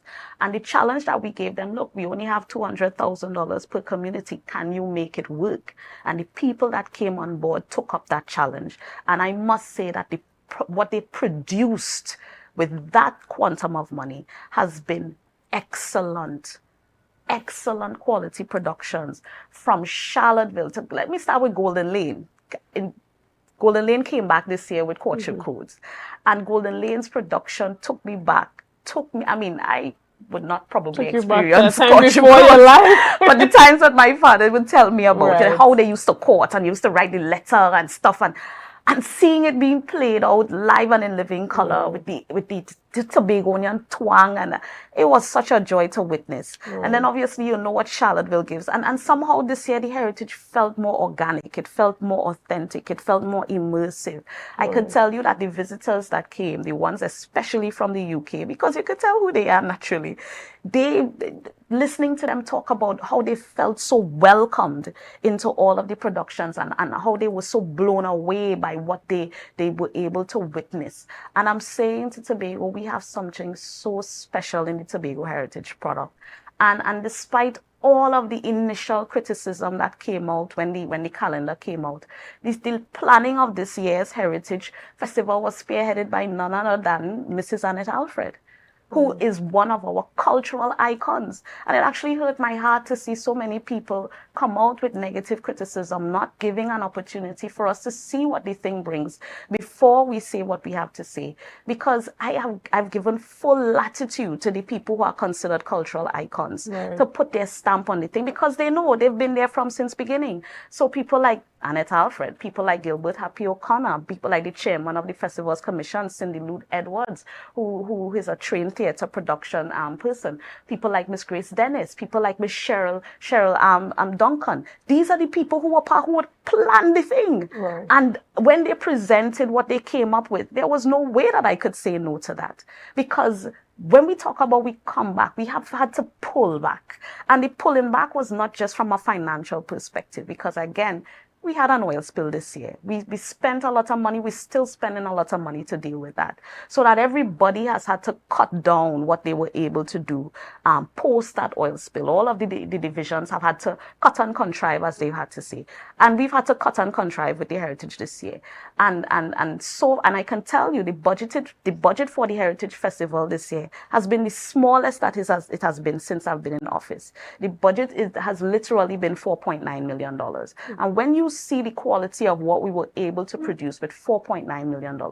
And yes, some will argue Pembroke was missing. Some would argue that Lekito was missing. But the reality is that the Heritage Festival belongs to all of Tobago. Nothing stops any community group in any community coming together, writing a proposal, sending it in for consideration, and getting to support for any one heritage story that they want to tell. And I hope that what people saw this year increases their appetite to want to get involved. We want to see more communities get on board. We want to see more people get involved in telling the heritage stories. And one of the things that I was particularly proud of was the participation of the young people. When you looked throughout all of the productions, who you saw backstage, who you saw writing scripts, who you saw taking part in productions, who you saw leading the charge and being at the forefront was our young people, guided by our elders. And I think this augurs well for us in the future, because there's a natural pool of persons that are going to succeed us, and they're going to be guided in the right way and the right direction. There is an opportunity for us to continue to have that authentic learning. There's an opportunity for us to continue to build on the successes in our communities, because we should not just look at the Heritage Festival as a once-a-year experience, but rather how do we take some of the things that the Heritage Festival is known for and spread it throughout the year? How do we create economies within our communities coming out of the activities of the Heritage Festival? How do we look at value-added products coming out of the Heritage Festival? So, for example, Roxborough yesterday, what they essentially did was establish a heritage trail, so that somebody going into Roxborough can visit the Cocoa House. They can go to the different stops, and it may mean that we have to make some investment in treating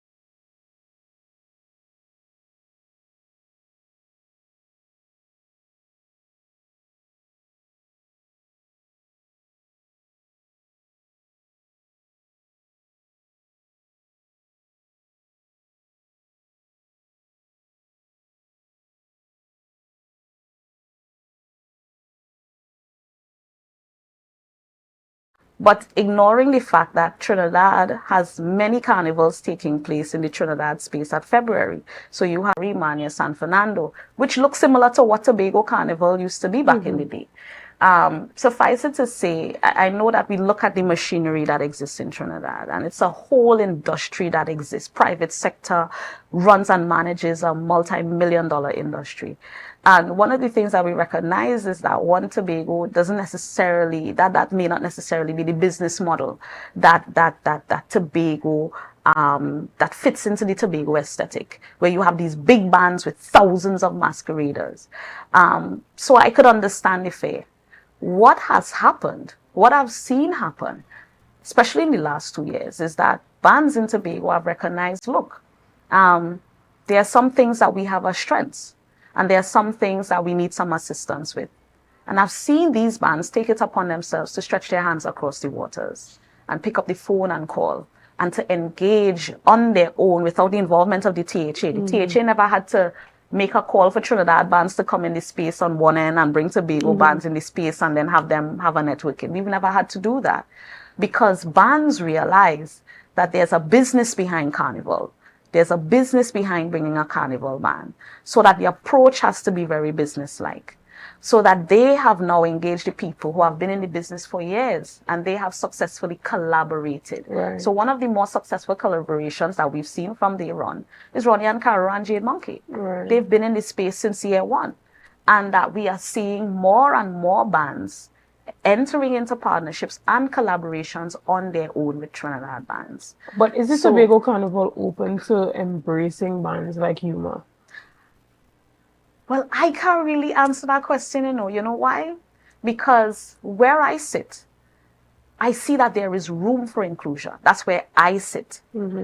But the person who might be trying to grow a Tobago-based band may say, look, we may not necessarily want this right now. Give us some time to grow. And then maybe in 2-3 years, we will be strong enough to stand on our own, where we can stand side by side with a band like Yuma. Because as I said, in Trinidad, they approach Carnival from a very business-like perspective. And what we recognize is that there is a need for capacity building on the Tobago end and for people to see that the Carnival is a business. So that I see that there is room, but we may not just be there yet, and that the safer way to go would be for a band like Yuma to collaborate with a band in Tobago, to be able to build the capacity of that band and to get people on board more, to be able to benefit from the synergies that they bring to the space together. And then, and we've seen it work successfully. So for me, I would prefer to have an arrangement like that. But where it would be in 2-3 years' time, where it would be next year, I can't say. But definitely managers, these are the people who decide who will be there the day after the conference ends. And the idea is for them to see what beautiful Tobago is about. Many of them, this would be their first trip to the island of Tobago. They've probably been to Trinidad as a result of their travels in the airline industry, but they've never been to Tobago, and we're taking this as an opportunity. The Division of Tourism has come on board as a major sponsor of the Kappa Conference, because we're not just sponsoring the tours, but we're also sponsoring the networking dinner that is going to take place on the first night of the conference. And this is how we sell our destination to these airline executives. It is more than just a PowerPoint presentation in a trade show. We are bringing them to experience the untouched, unspoiled island of Tobago. And give us those dates again. The Kappa Conference is going to be taking place from the 22nd to the 24th of August, but our delegates are going to be in Tobago on the 21st of August and the 25th of August. So I would want the Tobago public to roll out the red carpet when you see us with these very, very important guests, because they are the ones who make the decisions about where airlines fly. In addition to that, we know that there's a new airport terminal building that's going to be open soon, and definitely the government will not make such a significant investment if we're not going to be getting planes to fly. So I know for certain that there are some very sensitive negotiations going on right now with respect to increased airlift to several destinations throughout our network, whether it be Caribbean or further afield. And once we are in a place where we can make those announcements public, we will. But definitely I can say to the Tobago public that relief is on the horizon with respect to getting direct airlift into the destination. And I'm excited for all of the partners, the new partners who are going to be coming on board to be able to supply tourists to this destination. And so that people can see that the tourism sector is a very viable sector to invest in at this time, and that we could only go up from here. With the new developments that are taking place in the space, with the training that we're offering at THTI in customer service, with all of the opportunities that are going to become available, take up these opportunities, get yourself ready to benefit. We can only benefit if we are ready. I'm glad that you touched on the airport and Tobagonians benefiting. Are there any conversations happening between the Division of Tourism and the Airport Authority to ensure that when that new airport comes on stream, that we can guarantee that Tobagonian businesses will be benefiting? So we have started our conversations with the Airports Authority, and they have been very, very positive thus far. They have demonstrated a commitment to ensuring that in the operationalization of that new airport terminal, that they will keep us abreast of developments in terms of when they are going to be putting out for human resource to outfit the different spaces.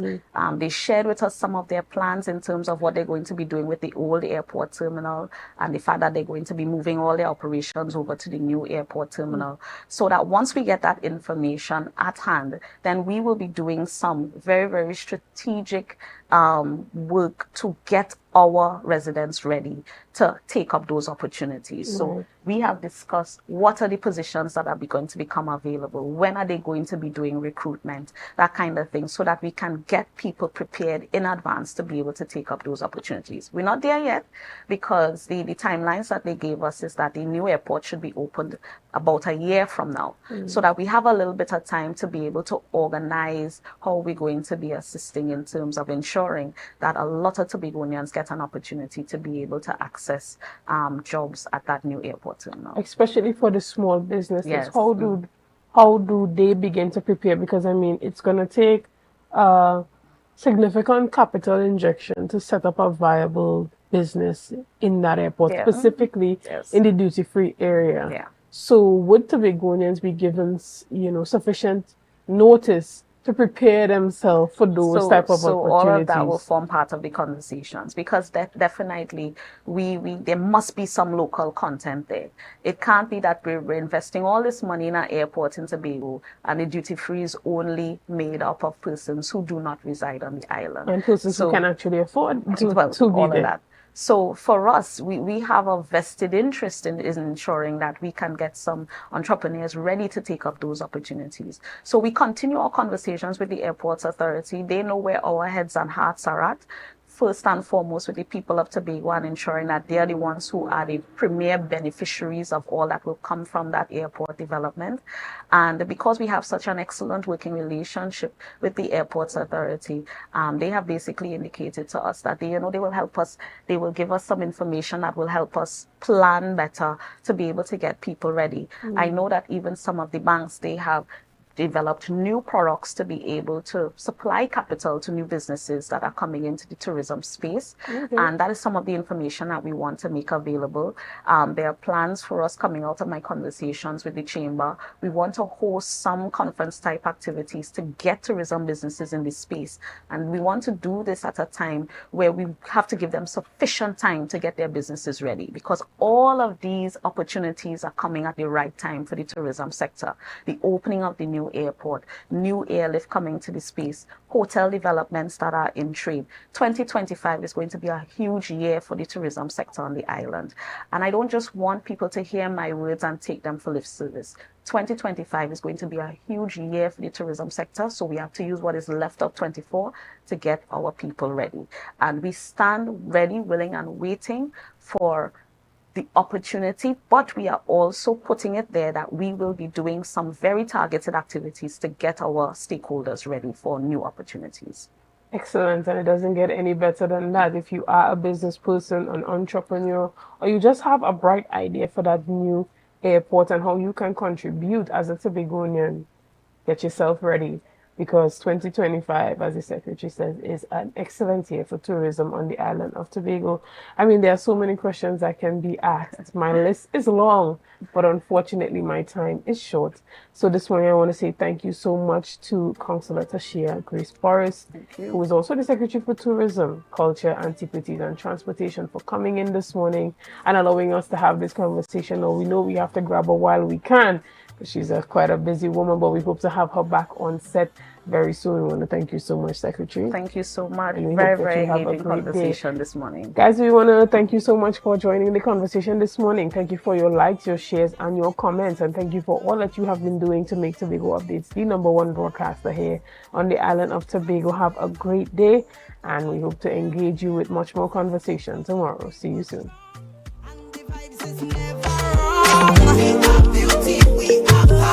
We are people in the sun. We are beaches, we are rivers. We are melanated ones. We special and there is no denying. Tobago is #1. I am you and you are me.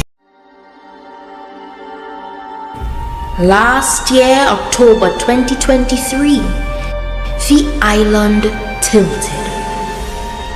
The peaceful bliss of sea, sun, and sand was transcended as we took to the streets to revel in paradise.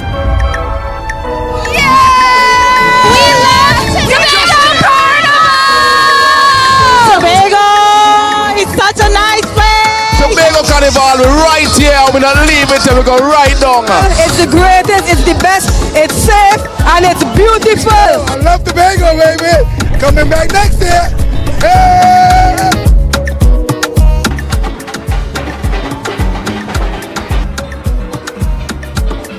Playing pan on the streets is a magical experience. When the band strike up, is rhythm, steel and powder. This is Tobago Carnival, pan in paradise. Tobago is the best. Tobago Carnival is the new home for the legend of Calypso. Where else can you get sweet Calypso music that gives you that nostalgic feeling? Soca Titans is we title, is we monarch. We built artists from scratch who can perform with the best. Real titans of soca. When last you've been to a party, plenty women looking so nice. We must be in paradise. This year, ritual takes on new space and dimension. Traditions will be reimagined, breaking free and taking on new meaning on the road. I love the energy!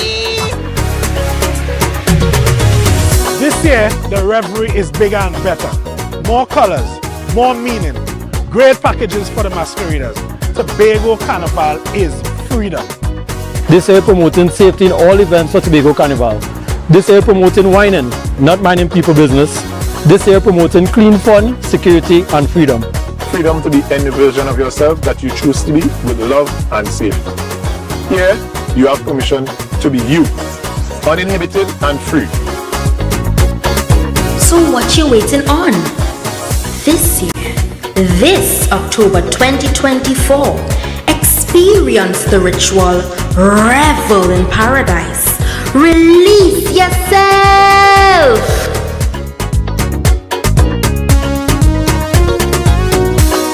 From the greatest little island on the planet, this is the Tobago Carnival 2024.